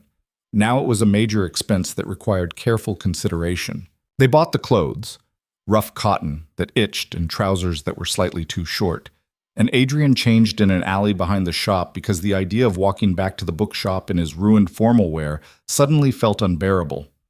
"Better," Eliza said, looking him over. "You almost look like you belong here." Adrian caught his reflection in a shop window. She was right. In these clothes, with 2 days of stubble and his hair uncombed, he looked like anyone else. Anonymous. Free. "What now?" he asked. "Now we eat something cheap and figure out a better plan." Eliza led him to a street vendor selling meat pies that smelled questionable but cost almost nothing. They ate standing up, and Adrian tried not to think about how different this was from the 7-course dinners he was used to. The pie was actually good. Greasy, and probably made from meat he didn't want to identify, but good. "Okay," Eliza said, wiping her mouth. "Physical labor isn't going to work. You're not built for it, and honestly neither am I. But you're educated. You can read contracts, do mathematics, write clearly. There's got to be somewhere that needs those skills." "Like where?" "I don't know. Merchants who need someone to manage their books? Lawyers who need clerks?" She thought for a moment. "What about teaching? Rich families hire tutors for their children. Rich families who all know exactly who I am and what I did." Adrian shook his head. I'm persona non grata in those circles now. They'd rather hire someone illiterate than risk associating with me. Eliza frowned, tapping her fingers against her leg, a gesture Adrian had learned meant she was thinking hard. What about the opposite? Poor families who want their children educated but can't afford fancy tutors? They can't afford any tutors, not individually, but what if you taught groups? Like a school, but smaller, informal. She was getting excited now, words coming faster. There's dozens of children in this district whose parents want them to learn but have no access. You could charge them almost nothing, a few copper per child per week, and if you get enough students, it adds up. Adrian considered it. The idea had merit, but practical problems immediately surfaced. Where would I teach? We don't have space, and I can't afford to rent anywhere. Greaves has that back room in the bookshop, the one he uses for storage. It's big enough for maybe 10 children at a time. Eliza was already planning. He could see it in her eyes. He might let you use it if you promise to sell some of his books to the parents. And if he says no, then we find somewhere else. A church basement, a public square when weather's good, anywhere. She grabbed his arm. Adrian, this could work. You're good at explaining things. I've watched you break down complicated ideas like they're simple. And you actually care about whether people understand, which is more than most tutors. I've never taught anyone anything. So? I'd never negotiated contracts before I had to. You learn by doing. She pulled him toward the bookshop. Come on, let's ask Greaves now before you talk yourself out of it. The bookshop owner was closing up when they arrived, pulling shutters across the windows. He listened to Eliza's proposal with the same neutral expression he'd worn since Adrian met him. How much are you thinking to charge these children? Greaves asked. 2 copper per week, Eliza said. 3 if the family can afford it. Greaves did the math in his head. 10 students at 2 copper each. That's 20 copper a week, not exactly a fortune. It's a start, Adrian said, and it's more than I'm making now. True enough. Greaves studied Adrian with sharp eyes. You really know your letters? Your numbers? I studied at the Royal Academy, philosophy, mathematics, history, literature. Don't care about the fancy bits. Can you teach a child to read a simple contract? To add and subtract? To write their own name clearly? Yes. Greaves nodded slowly. I've got families asking me all the time if I know anyone who teaches cheap. Always have to turn them away because the only tutors around here charge more than the families make in a month. He gestured toward the back of the shop. Storage room's yours 3 evenings a week. You sell at least 5 books a month to your students' families and we're square on rent. Deal? Adrian felt something unfamiliar bloom in his chest. Hope, maybe. Or just relief that he'd found one thing he could actually do. Deal, he said. They shook on it, and Greaves went back to closing up like they'd just discussed the weather, instead of potentially saving Adrian's life. Word spread faster than Adrian expected. Eliza talked to merchants in the market. Greaves mentioned it to customers. Within 3 days, Adrian had a list of 14 children whose parents wanted lessons. The first class was chaos. The children ranged from 6 to 13, with wildly different skill levels. 3 couldn't read at all. 2 could barely sit still. 1 kept asking why a duke was teaching them, and wasn't he supposed to be rich? Adrian floundered for the first hour, trying to teach everyone the same thing and losing half of them to boredom, while the other half struggled to keep up. By the end, he was exhausted and convinced he'd made a terrible mistake. That was a disaster, he told Eliza afterward. It was your first try. Tomorrow will be better. It was, marginally. Adrian split the students into smaller groups based on ability. The youngest ones practiced letters while the older ones worked on reading simple contracts. He walked between them, helping where needed, and slowly, painfully slowly, they started to improve. After 2 weeks, the smallest girl, maybe 7 years old, named Maggie, read her first complete sentence out loud. Simple words, halting pronunciation, but she did it. Her face lit up like she'd discovered fire. Adrian felt something shift in his chest. This was real. These children were learning because of him, and it mattered more than any political alliance he'd ever negotiated. The parents started bringing him things. Not money. Most barely had that. But food. A loaf of bread here, some eggs there. One mother who worked as a seamstress patched his coat without being asked. Another father who was a carpenter fixed Greaves' broken shelves in exchange for his son's lessons. It wasn't much. Adrian and Eliza were still eating one meal a day most days, still stretching every copper until it screamed. But they were surviving. Then, 5 weeks after the Queen's ball, everything changed. Adrian was teaching his evening class when a well-dressed man appeared in the doorway. Not wealthy enough to be nobility, but clearly successful. Good coat, polished boots, the bearing of someone used to being listened to. "Duke Blackwood?" the man said. Every child in the room turned to stare. Adrian set down the slate he'd been writing on. "Just Adrian now," he said carefully. "Can I help you? My name is Richard Pemberton. I own the textile mill on the west side." He stepped into the room, looking around at the children and the cramped space with obvious curiosity. "I heard you were teaching here. Wanted to see if it was true." "It's true." Adrian kept his voice neutral. He had no idea if this was a threat or an opportunity. "Is there a problem?" "The opposite, actually." Pemberton pulled out a letter, worn from being folded and unfolded multiple times. "My foreman's daughter is one of your students, Maggie. She wrote this to me last week." He handed the letter to Adrian. The handwriting was shaky but legible, the spelling mostly correct. It was a simple note thanking Mr. Pemberton for allowing her father time off to attend her reading demonstration. "She couldn't write her own name 6 weeks ago," Pemberton said. "Now she's writing letters. Her father says it's because of you." "She's a quick learner," Adrian said, handing the letter back. "I'm just providing the opportunity. That's more than most do." Pemberton folded the letter carefully, putting it back in his pocket.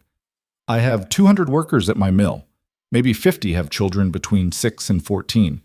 Most can't read, can't write, can barely do basic arithmetic. It's costing me money because I have to hire educated supervisors for jobs that should be simple." Adrian began to see where this was going. "You want me to teach your workers' children. I want to hire you to do it properly. Real classroom space in one of my empty warehouses. Materials provided, steady salary." Pemberton named a figure that made Adrian's breath catch. It was more than he could make in 6 months teaching evening classes. "In exchange, you teach reading, writing, and mathematics to any child whose parent works for me. Make them useful." The last phrase grated, but Adrian pushed the irritation aside. This was an opportunity to actually make a difference, to help dozens of children instead of just a handful. "I'd need help," he said. "One teacher can't handle 50 children effectively. Hire whoever you need. I'll cover reasonable expenses." Pemberton extended his hand. "Do we have an agreement?" Adrian thought about Eliza waiting upstairs, about their dwindling funds, about the future they were trying to build with nothing but determination and borrowed space. "One condition," he said. "The children who are already my students, the ones whose parents can't pay anything, they stay in the program. No fees, no requirements except that they want to learn." Pemberton considered this. "Fine, but they follow the same rules as everyone else. No special treatment." "Agreed." They shook hands, and Adrian felt the pieces of his new life finally start to click into place. He told Eliza that night, and she actually cried. Happy tears this time, not the scared ones he'd seen too often lately. "This is real," she said, her face pressed against his shoulder. "We're actually doing this. You're actually doing this." "We're doing this, sir," Adrian corrected. "I'm going to need help managing that many children, organizing lessons, tracking progress. I can't teach. You can keep records, make schedules, handle the parents who have questions." He pulled back to look at her. "I need someone I trust. Someone who understands what we're trying to build here." "Which is what, exactly?" Adrian thought about Maggie's face when she read her first sentence, about the parents bringing food they could barely spare because they believed in what he was doing. "A way out," he said, "for children who would otherwise never get one. A chance to be more than what they were born to be." Eliza smiled through tears. "You're still insane." "Probably, but it's working." The warehouse Pemberton provided was massive, far more space than they needed. Adrian set up proper desks using donated materials, organized supplies, created a real curriculum instead of the improvised lessons he'd been cobbling together. He hired 2 assistants, a former governess who'd lost her position when her employer died, and a university student who needed money and didn't care about Adrian's scandal.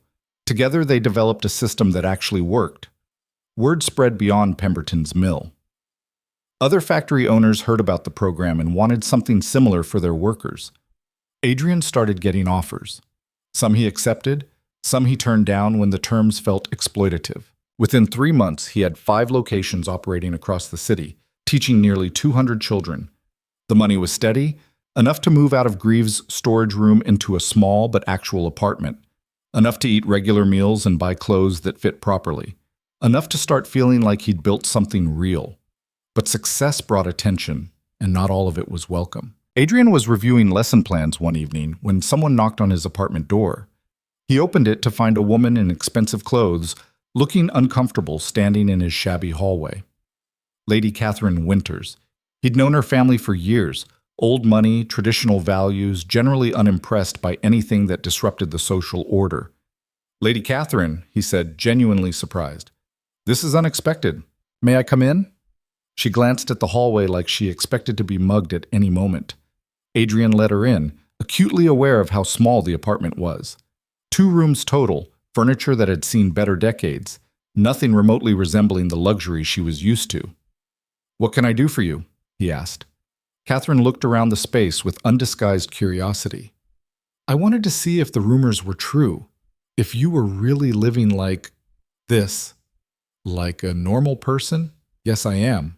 "There's nothing normal about a duke teaching factory children to read." She sat gingerly on the edge of his only chair.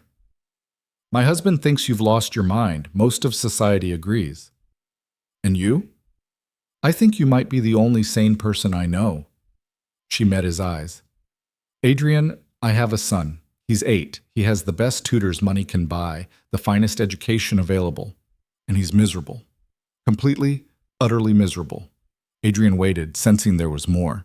"Last week he told me he wished he could go to your school instead. Said the children there actually seem happy." Catherine's hands twisted in her lap. "It made me realize I have no idea if my son is happy. I know if he's prepared for his future role, if he's learning appropriate subjects, if he's meeting suitable companions. But happy? I couldn't tell you." "What are you asking me?" "I want to send him to you, to your schools, to learn with the factory children and the merchant children and whoever else shows up."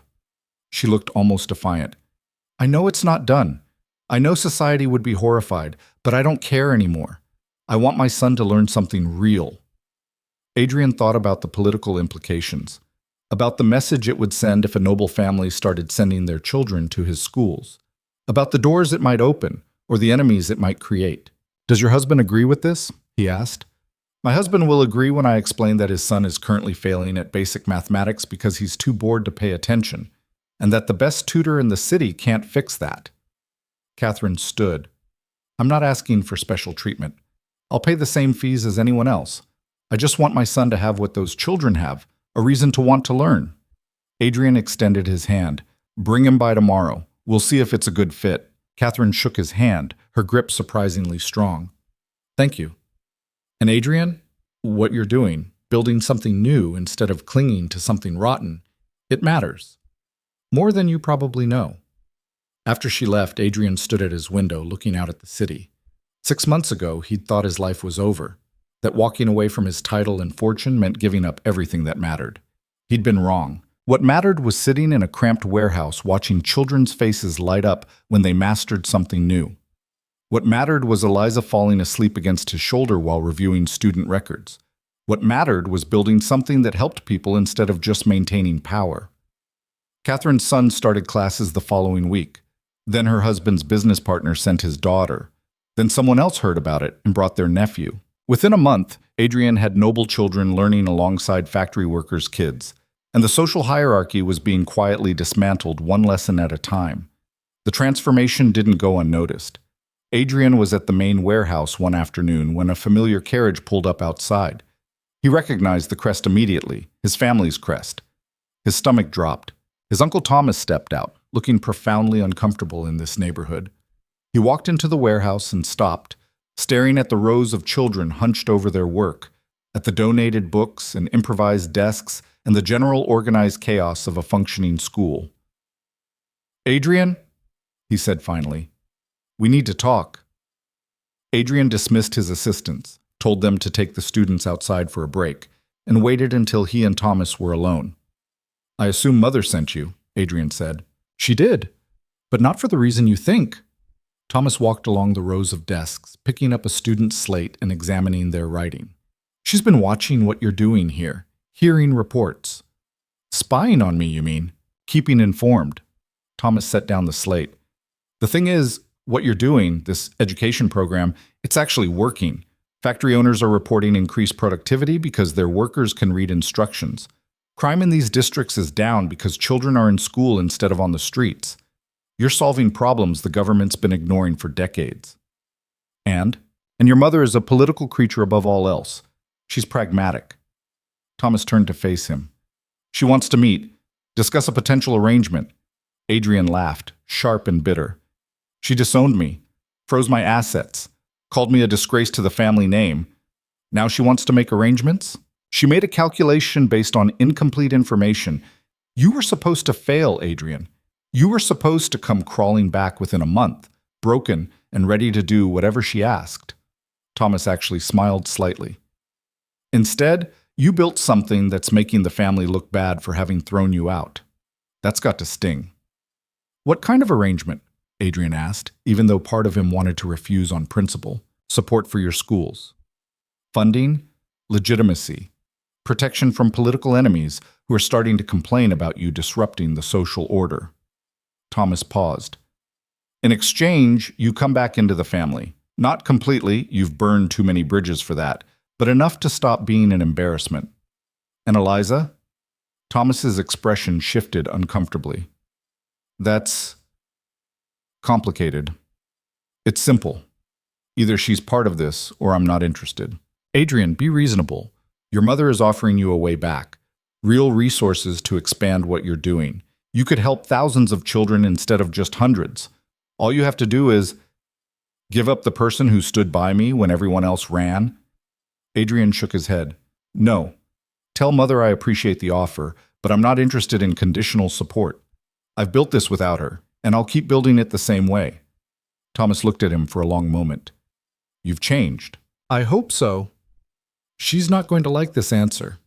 She rarely likes any of my answers. Adrian walked toward the door, opening it. Was there anything else? Thomas headed for the exit, then paused. For what it's worth, I think you're making a mistake. But I also think I've never seen you this alive. So maybe the mistake is worth it. After he left, Adrian stood in the empty warehouse thinking about paths not taken. About the version of himself who might have accepted his mother's offer, who might have compartmentalized his life into acceptable public pieces. That version would have been miserable. The students filed back in, loud and chaotic and real. Eliza appeared in the doorway, saw his face, and crossed the room to take his hand. Your family? She guessed. My uncle. My mother wants to make a deal. And? I told him no. Adrian squeezed her hand. I told him we don't need her support, that we're doing fine on our own. Eliza looked around the warehouse, at the donated desks and improvised supplies and students in clothes that had been patched a dozen times. We are doing fine, she said, but we could do better. More locations, more teachers, more children helped. If your mother's offering resources, at the cost of you, of us. Adrian pulled her closer. I'm not going backwards. Then we go forward. Eliza smiled. Together. Like we always have. That evening, Adrian received a letter delivered by private messenger. His mother's handwriting, crisp and controlled as always. It said only, "You've made your choice. Live with the consequences. But know that doors you think are closed may open when you least expect them. Power recognizes power, even when it comes from unexpected sources." Adrian burned the letter and didn't look back. Within a year, his schools were operating in 12 locations across the city. He trained 15 teachers, developed a curriculum that actually worked for children from different backgrounds, and created a system that could sustain itself without his constant oversight. Noble families were quietly enrolling their children alongside factory workers' kids. The social experiment was working, and Adrian, stripped of his fortune, estranged from his family, living in a 2-room apartment with a woman society said he shouldn't love, had never been happier. He'd lost everything he was supposed to want, and found everything he actually needed. The first snow of winter came early that year, blanketing the city in white and making the walk to the warehouses treacherous. Adrian was bundling up for the morning journey when someone pounded on the apartment door hard enough to rattle the frame. He opened it to find Richard Pemberton standing there, his face flushed despite the cold. "Have you seen the papers?" Pemberton shoved a newspaper into Adrian's hands. The headline made his stomach drop: Education Revolution or Social Chaos? Duke Schools. Face parliamentary investigation. Adrian scanned the article quickly. A coalition of conservative lords was demanding a formal inquiry into his schools, claiming they were disrupting the natural social order and creating dangerous ideas of equality among the lower classes. They wanted the schools shut down immediately pending investigation. "They can't do this," Adrian said, but even as he spoke, he knew they could. Parliament had the authority to close any organization they deemed a threat to public welfare. "They're doing it." Pemberton looked genuinely worried. "The hearing is in 3 days. If you can't convince them otherwise, every school closes. 200 children back on the streets, 15 teachers out of work, and you'll be barred from teaching in this kingdom ever again." Eliza appeared behind Adrian, reading over his shoulder. 3 days isn't enough time to prepare a defense." "It's not supposed to be enough," Pemberton said. "They're counting on you failing, making an example." Adrian's mind was already racing through possibilities. He could try to gather testimonials from parents, from factory owners, from the students themselves. But would Parliament even listen? Would they care that children were learning, that families were improving, that something was actually working? Or would they only see a threat to the hierarchy that kept them in power? "I need to speak with the Queen," Adrian said suddenly. Both Pemberton and Eliza stared at him. "The Queen," Eliza repeated. "The one who banned me from court? Who watched your family destroy you without intervening? She's also the one who dissolved my engagement when she could have forced it through, who gave me permission to walk away." Adrian grabbed his coat. "She said power recognizes power. Maybe it's time to find out if she meant it." "You can't just walk into the palace and demand an audience," Pemberton said. "No, but I can write a letter and hope she reads it before Parliament destroys everything we've built." Adrian spent the next hour composing the most important letter of his life. He didn't beg, didn't appeal to sympathy or past connection. Instead, he laid out facts. Literacy rates in districts where his schools operated had tripled. Crime rates had dropped by 40%. Factory productivity had increased measurably. Children who would have been illiterate at 15 could now read contracts, write letters, manage basic accounts. He ended with a simple question. Which kingdom is stronger? One where power is hoarded by the few, or one where opportunity is available to those with the courage to seize it? He sent the letter by private messenger with instructions to deliver it directly to the Queen's secretary. Then he waited. 2 days passed with no response. Adrian spent them preparing for the parliamentary hearing anyway, gathering every document and testimonial he could find. Parents wrote letters in shaky handwriting about how their children's lives had changed. Factory owners provided productivity reports. Even Lady Catherine wrote a statement about her son's transformation from a miserable, failing student to an engaged, curious learner. The morning of the hearing, Adrian dressed in the only formal clothes he owned, not the expensive tailored pieces from his old life, but simple dark wool bought secondhand and altered to fit. He looked respectable, but not wealthy. Determined, but not arrogant. Exactly what he needed to be. Eliza insisted on coming despite the risk. "If they're going to destroy what we built, I'm watching it happen. Not hiding in our apartment pretending everything's fine." They arrived at Parliament early. The building was exactly as Adrian remembered from the handful of times he'd attended sessions with his father, all marble columns and vaulted ceilings designed to make visitors feel small and insignificant. The hearing room was already full. Adrian recognized faces from his old life. Lords who'd smiled at him at parties, politicians who'd sought his family's favor, people who'd pretended friendship when he had power and abandoned him the moment it disappeared. His mother sat in the gallery, her face unreadable. Beside her, his Uncle Thomas, other family members Adrian hadn't seen in over a year.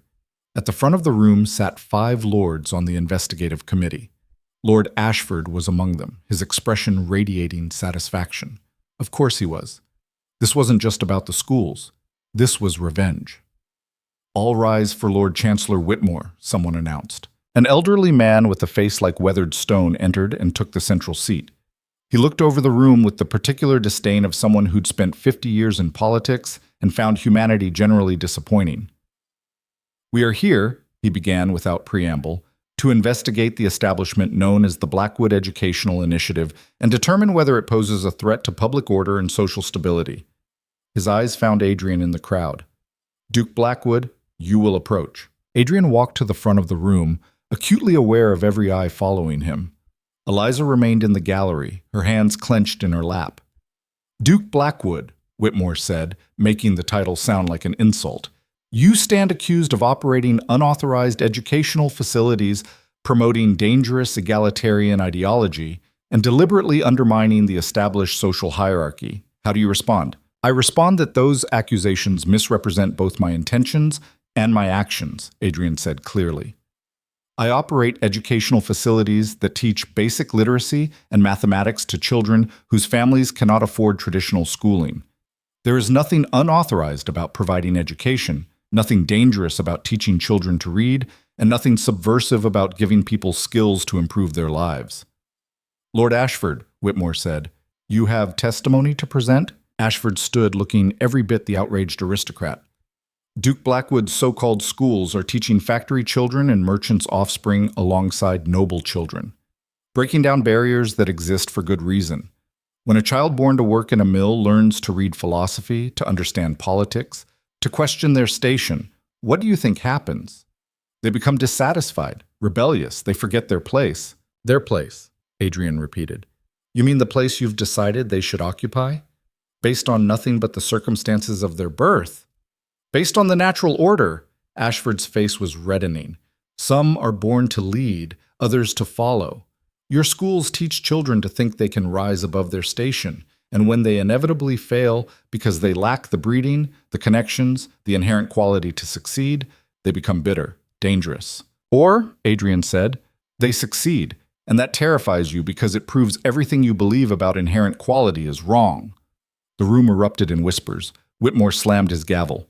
"Order! Duke Blackwood, you will refrain from provocative statements. Is it provocative to suggest that talent exists regardless of birth? That a child born in poverty might be just as intelligent as one born in a palace?" Adrian kept his voice level. "Because if that's provocative, then I'm guilty as charged." Lord Pemberton stood from the gallery. "May I speak, Lord Chancellor?" Whitmore looked annoyed but nodded. "I own the largest textile mill in the Eastern District," Pemberton said. "Before Duke Blackwood's schools, 40% of my workforce couldn't read basic instructions. Mistakes cost me thousands in damaged materials every year. Since implementing education for workers' children, mistakes have dropped by 60%. Productivity is up. My profits have increased by £20,000 annually. Whatever threat you think these schools pose, they're making this kingdom more prosperous." "Profits aren't everything," one of the other committee members said. "Neither is maintaining power through ignorance," Pemberton shot back. More whispers. Whitmore's gavel again. "We have received testimony," Ashford said loudly, "from concerned parents who claim their children are being exposed to inappropriate ideas, revolutionary concepts, that Duke Blackwood himself speaks against the monarchy." "That's a lie," Adrian said flatly. "I have never spoken against the monarchy. I have taught children to read, to write, to think critically.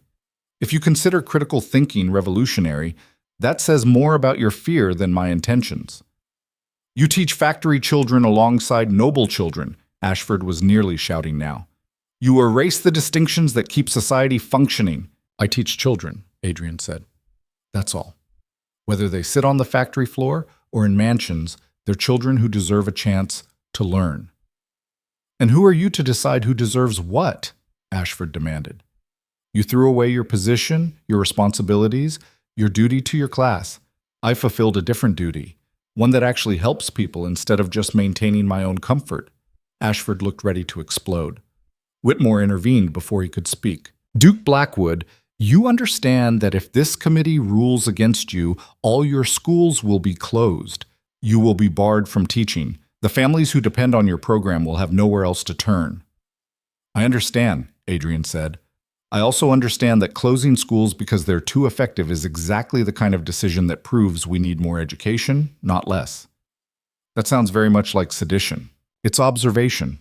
You can call it sedition if you want, but it won't make it less true." The doors at the back of the room opened. Everyone turned. A palace courier stood there in full royal livery, holding a sealed envelope. "Message from Her Majesty the Queen," he announced, "for immediate delivery to Lord Chancellor Whitmore." The room went absolutely silent. Whitmore took the envelope, broke the seal, and read. His expression shifted from annoyance to surprise to something that might have been alarm. He read the message twice, then looked up at Adrian with an expression Adrian couldn't decipher. "It seems," Whitmore said slowly, "that Her Majesty has taken an interest in these proceedings. She has submitted a written statement for the committee's consideration." He read aloud. "To the esteemed members of the investigative committee, I have reviewed the evidence regarding Duke Blackwood's educational initiative. I find no threat to public order in teaching children to read. I find no danger in providing opportunity to those previously denied it. What I do find threatening is the suggestion that knowledge should be restricted based on birth rather than merit. Duke Blackwood has built something valuable. I suggest you recognize that value rather than destroy it out of fear. The choice, of course, remains yours. But choose wisely. History remembers both courage and cowardice. Signed, Her Majesty Queen Eleanor." The silence that followed was deafening. Ashford looked like he'd been slapped. The other committee members shifted uncomfortably. Adrian's mother sat frozen in the gallery, her face pale. Whitmore set down the letter carefully. "The committee will deliberate. This hearing is adjourned pending our decision. You will be notified within 2 days." He stood and left, the other committee members following like confused ducklings. The room erupted into conversation the moment they were gone. Adrian stood there, not quite believing what had just happened. The Queen had intervened, actually intervened. Not with a command, she'd been careful about that, but with a statement that made her position crystal clear. Eliza appeared at his side, grabbing his arm. "Did that just happen?" "I think so. The Queen just backed you, publicly. Not exactly publicly, but yes." Adrian was still processing. She left them a way out, said the choice was theirs, but made it very clear what choice she expected. "Do you think it's enough?" Before Adrian could answer, his mother appeared in front of them. She looked older than Adrian remembered, tired in a way that went beyond physical exhaustion. She studied him for a long moment, then surprised him completely. "You've done well," she said quietly. Adrian stared at her. "What?" "I said you've done well. With the schools. With—" She glanced at Eliza, something complicated crossing her face. "Everything." "Is this an apology?" Adrian asked, unable to keep the bitterness from his voice. "No. I don't apologize for trying to protect my family's legacy." His mother's voice was steady. "But I can acknowledge when I've miscalculated. You were supposed to fail. You were supposed to realize you needed us and come back. Instead, you built something that makes us look small by comparison. So you're here to what? Congratulate me on my success before Parliament destroys it? I'm here because the Queen's letter changes things." His mother looked directly at Eliza for the first time. "Miss Hart, you were right about my son. He is stronger than I gave him credit for." Eliza looked stunned. Thank you?" "Don't thank me yet. I'm not offering forgiveness or reconciliation, but I am offering resources." His mother turned back to Adrian. "If Parliament rules in your favor, which they will, because no one defies a direct statement from the Queen, you'll need to expand. More locations, more teachers, more reach. The family can provide funding, legitimacy, protection from future political attacks." "In exchange for what?" Adrian asked. "Nothing. Consider it an investment. Your schools are making the kingdom more productive, more stable. That benefits everyone, including us." She paused. "And perhaps in time, we might rebuild some version of what was broken, not what it was, but something new." Adrian looked at Eliza. She shrugged slightly. The decision was his. "I'll consider it," Adrian said finally. "After Parliament rules. After I know the schools are safe." His mother nodded. "Fair enough." She started to leave, then turned back. "Adrian, your father would have been proud, not of the scandal or the broken engagement, but of this, building something that matters. He wanted that for you. I was just too afraid to let him give it." She left before Adrian could respond. 2 days later, the committee's decision arrived. The investigative committee finds no evidence of sedition, revolutionary activity, or threat to public order in the Blackwood Educational Initiative. The schools may continue operation with full legal protection. Furthermore, the committee recommends expansion of similar programs throughout the kingdom. Adrian read the letter 3 times to make sure it was real. "We won," Eliza said, reading over his shoulder. "We actually won. The Queen won it for us." "No. You built something worth saving. She just made sure the right people noticed." Eliza grabbed his face. "You did this, Adrian. You changed everything." The celebrations were modest. They still didn't have money for grand gestures. But that night, the warehouse was full of parents and students and teachers, everyone talking and laughing and making plans for expansion. Lady Catherine found Adrian in the crowd. "My husband wants to fund 3 new locations, northern districts where they have nothing." Pemberton appeared next. "I've convinced 4 other factory owners to implement similar programs. They'll need teachers, curriculum, materials. Can you help?" More offers followed. Resources, locations, political support from unexpected sources. The thing Adrian had built in desperation was becoming something larger than he'd ever imagined. Across the room, he saw Eliza talking with one of the mothers, both of them laughing about something. She looked happy. Genuinely, completely happy. She caught him watching and smiled, and Adrian felt something settle in his chest. This was real. This life they'd built from nothing. This work that mattered. Later, walking home through snow-covered streets, Eliza took his hand. "Your mother's offer," she said. "Are you going to accept it?" "I don't know. Part of me wants to tell her to keep her money, that we don't need her. But we could use it to help more children." "Exactly." Adrian stopped walking, turning to face her. "Every choice has been about choosing us over everything else. But this choice isn't just about us anymore. It's about 200 children who deserve the best education we can give them." "Then you accept," Eliza said simply. "You take her money and her resources and you build something amazing. And you don't let old resentment stop you from helping people who need it." "When did you get so wise?" "I was always wise. You were just too distracted by my other qualities to notice." Adrian laughed and pulled her close. "So we're really doing this? Building schools across the kingdom, working with my mother, becoming respectable?" "I wouldn't go that far. We're still living in a 2-room apartment and eating yesterday's bread."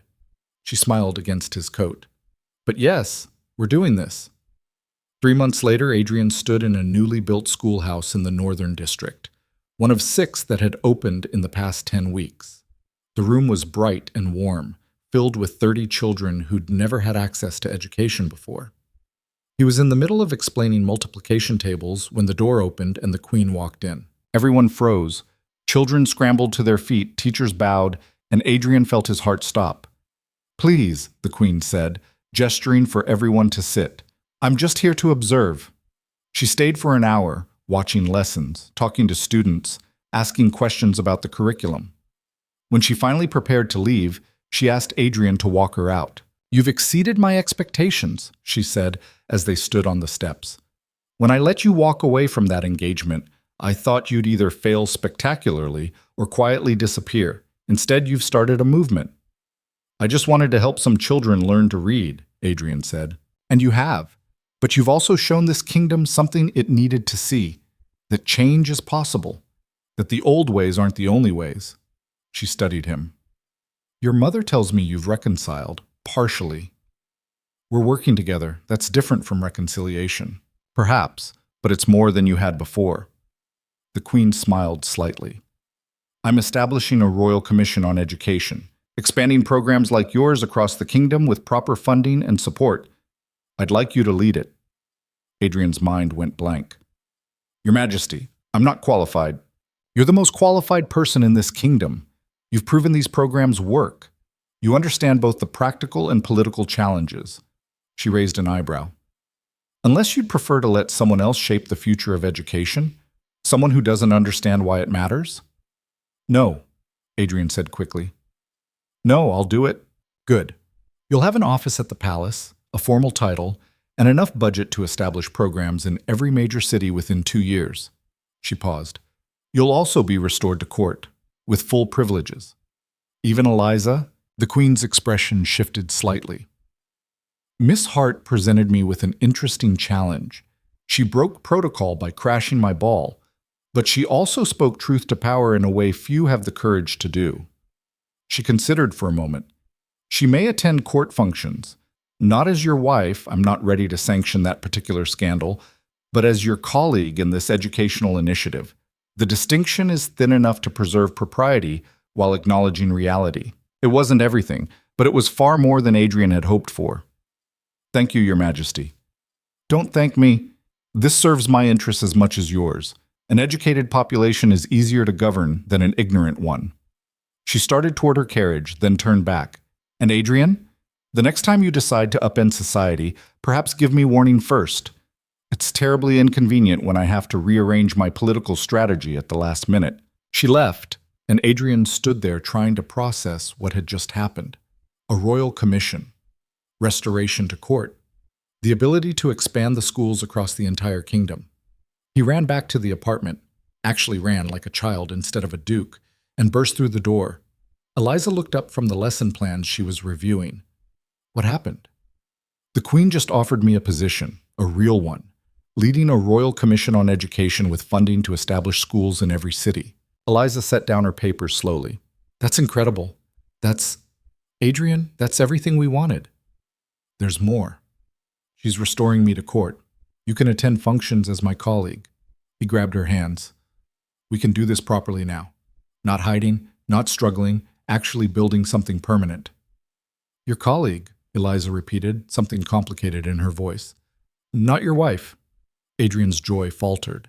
Not yet. She's not ready to sanction that. But Eliza, this is huge. I know it's huge. She pulled her hands free, standing up. I'm happy for you. Really, I am. You deserve this. We deserve this. None of it would exist without you. Maybe. She walked to the window, looking out at the snow-covered street. But I'll always be the merchant's daughter who crashed the Queen's ball. The scandal that forced you to give up everything. Even if she lets me into court, that's who I'll be. Adrian crossed the room, turning her to face him. You're also the woman who saw me when no one else did. Who believed in what we were building when everyone said it was impossible. Who stood beside me when it would have been easier to walk away. Pretty words, she said, but she was smiling slightly. But the Queen made it clear, I'm your colleague, not your wife. There's a difference. Then we'll change her mind. We changed Parliament's mind. We changed my mother's mind. We can change hers. Or, Eliza said quietly, we accept that some things take time, that we have what matters even if we don't have a formal blessing. Do we? Have what matters. She kissed him then, soft and certain. Yes, you idiot. We do. 6 months later, Adrian stood in the newly renovated Palace Education Office, reviewing proposals for school locations across the kingdom. 15 cities had committed to programs. 20 more were considering it. The movement was growing faster than he could manage alone. Eliza worked at the desk beside him, managing schedules and teacher assignments with the same efficiency she'd once used for merchant contracts. She'd proven so invaluable that the Queen had formally appointed her as deputy director, much to the horror of traditional courtiers. They'd moved into a proper house, nothing like Adrian's old townhouse, but comfortable. 3 bedrooms, a study, a garden where Eliza was attempting to grow vegetables with mixed results. It wasn't the life either of them had imagined, but it was theirs. One evening, Adrian was walking through the East Market. He still went there regularly, meeting with parents and checking on the original schools, when he saw a familiar figure. Victoria Ashford standing at a vegetable stall, haggling over the price of carrots. She looked different. Simpler clothes, less formal bearing, almost relaxed. She saw him and smiled, a real smile, not the practiced one from before. Adrian, she said, this is unexpected. Victoria, I didn't know you came to this district. I volunteer at one of your schools, teaching music to the younger children. She paid for her carrots, thanking the vendor. Started a few months ago. I hope that's all right. Adrian was stunned. Of course it's all right. I didn't know you were interested in teaching. Neither did I. But after everything fell apart, I had to figure out what I actually wanted instead of what everyone expected.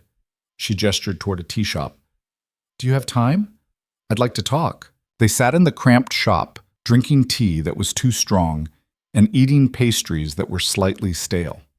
Victoria told him about her life since the broken engagement, how she'd refused 3 other arranged marriages, how her father had eventually given up trying to control her, how she'd discovered she actually liked working with children. "I was so angry at you at first," she admitted. "You humiliated me in front of everyone, destroyed the alliance my family had spent years building. I know. I'm sorry for that." "Don't be. Because about a month after everything happened, I realized something." She smiled. "I was relieved. Completely, utterly relieved that I didn't have to marry you." Adrian laughed. "Well, that's honest. We would have been miserable together. You know that, right? Both of us playing roles, neither of us happy, just maintaining appearances." Victoria stirred her tea. "What you did, walking away, choosing someone you actually loved, it was terrifying. But it was also the bravest thing I'd ever seen. It made me realize I could choose too." "And you chose teaching music to factory children?" "I chose doing something that makes me happy instead of something that makes my family powerful." She looked at him directly. "Thank you for showing me that was possible." They talked for another hour about the schools, about Victoria's plans to expand the music program, about the strangeness of building new lives from the wreckage of old expectations. When Adrian finally got home, Eliza was asleep at her desk, her head resting on a stack of teacher applications. He carried her to bed, and she woke up just enough to mumble something about needing to finish the schedule. "Tomorrow," he told her. "It can wait until tomorrow." "Can't wait. 20 schools opening next month. Need teachers for all of them." "Tomorrow," Adrian repeated, pulling the blanket over her. She was asleep again in seconds. Adrian stood there watching her, this woman who'd crashed into his life and changed everything. They still weren't married. The Queen had made clear that particular step would take more time, more proof that this wasn't just rebellion wearing love as a mask, but they were building something real, something that mattered. And every day, more people saw it. 2 years after the Queen's ball, Adrian received an invitation to a formal dinner at the palace. Not unusual. He attended such functions regularly now. But this one was different. It was addressed to Duke Adrian Blackwood and Miss Eliza Hart. Not colleague, not deputy director. Just their names, together, as equals. They dressed carefully, Adrian in formal wear he'd finally been able to afford, Eliza in a dress she'd had made by the seamstress who'd once patched her old coat. Simple, but elegant. The palace ballroom was full of familiar faces. Ministers, nobles, wealthy merchants. Many of them had opposed the schools initially. Most had come around once they saw the results. The Queen arrived fashionably late, and everyone rose. She took her seat at the head table and gestured for the room to sit. "Tonight," she said, her voice carrying across the ballroom, "we celebrate 2 years of educational reform. 2 years of children learning who would have remained illiterate. 2 years of families improving their circumstances through knowledge rather than luck. 2 years of proving that opportunity matters more than birth." Applause. Adrian felt Eliza's hand find his under the table. "This success," the Queen continued, "is due largely to 2 people. Duke Blackwood, who had the courage to abandon privilege in pursuit of purpose, and Miss Hart, who had the courage to believe in him when no one else would." More applause, louder this time. "I have watched them build something remarkable. Not just schools, but a model for what this kingdom could become. More just, more equitable, more focused on merit than inheritance." The Queen looked directly at Adrian and Eliza. "Which is why I am pleased to announce the official establishment of the Royal Education Charter, granting Duke Blackwood and Miss Hart full authority to implement educational programs throughout the kingdom, with crown funding and protection." The room erupted in applause. Adrian sat there stunned, trying to process what he'd just heard. Official authority, crown funding, everything they'd been fighting for, handed to them with the Queen's blessing. But the Queen wasn't finished. "I am also pleased to announce," she said, and the room went quiet again, "that all restrictions on Miss Hart's attendance at court are hereby lifted. She may participate in all social functions with full rights and privileges." Eliza's hand tightened on Adrian's. "Furthermore," the Queen continued, and Adrian could swear she was smiling, "I have it on good authority that Duke Blackwood has been planning to propose marriage for quite some time now, but hesitated due to concerns about my approval." Adrian's face went hot. Half the room was staring at them now. "Let me be clear," the Queen said. "I do not typically involve myself in personal matters. But in this case, I will make an exception. Duke Blackwood, you have my permission and my blessing. Try not to make a mess of it." The room laughed. Adrian looked at Eliza and saw tears streaming down her face. Did she just... Eliza started. I think she did. Adrian stood, his chair scraping back. Everyone was watching now, but he didn't care. Eliza Hart, I had a whole speech planned, something eloquent and romantic. But I'm terrible at those, so I'm just going to ask. Will you marry me? Eliza stood too, not bothering to wipe her tears. You don't even have a ring. I have a ring. I've had it for 6 months. I've just been too scared to use it. He pulled the small box from his pocket. Simple gold band, nothing ostentatious. So? Will you? Yes, you idiot. Of course, yes. She kissed him in front of the entire court, and this time there were no whispers of scandal. Just applause that went on so long the Queen had to call for quiet. The rest of the evening was a blur. Congratulations from people who'd once shunned them. Promises of support from former enemies. Plans for expansion, for new schools, for taking everything they'd built and making it permanent. Late that night, walking home through quiet streets, Eliza leaned against Adrian's shoulder. We're getting married, she said, like she still couldn't believe it. Apparently so. Your mother's going to have opinions about the wedding. Let her. We'll get married wherever we want, however we want. I want it small, Eliza said. Just people who matter, at the original warehouse where you first taught. Perfect. They walked in comfortable silence for a while, the city settling into sleep around them. Adrian? Eliza said finally. Yes? Do you ever regret it? Giving up everything you had? Adrian thought about the question seriously, about the townhouse and the servants and the political power, about the life he'd been supposed to live. No, he said. I regret that it had to happen the way it did, that people got hurt, that it took so long to find this. But the choice itself? Never. Even when we were eating cabbage soup and living in that storage room? Even then. He stopped walking, turning to face her. You asked me once what I wanted to build. I didn't have an answer then, but I do now. What? A life where choosing love doesn't mean giving up purpose, where doing good work doesn't require abandoning the people who matter, where power comes from what you build, not what you inherit. He took her hands. I wanted to build a life that was actually mine. And somehow, impossibly, with you, I did. Eliza smiled through fresh tears. You're getting better at the eloquent speeches. Practice.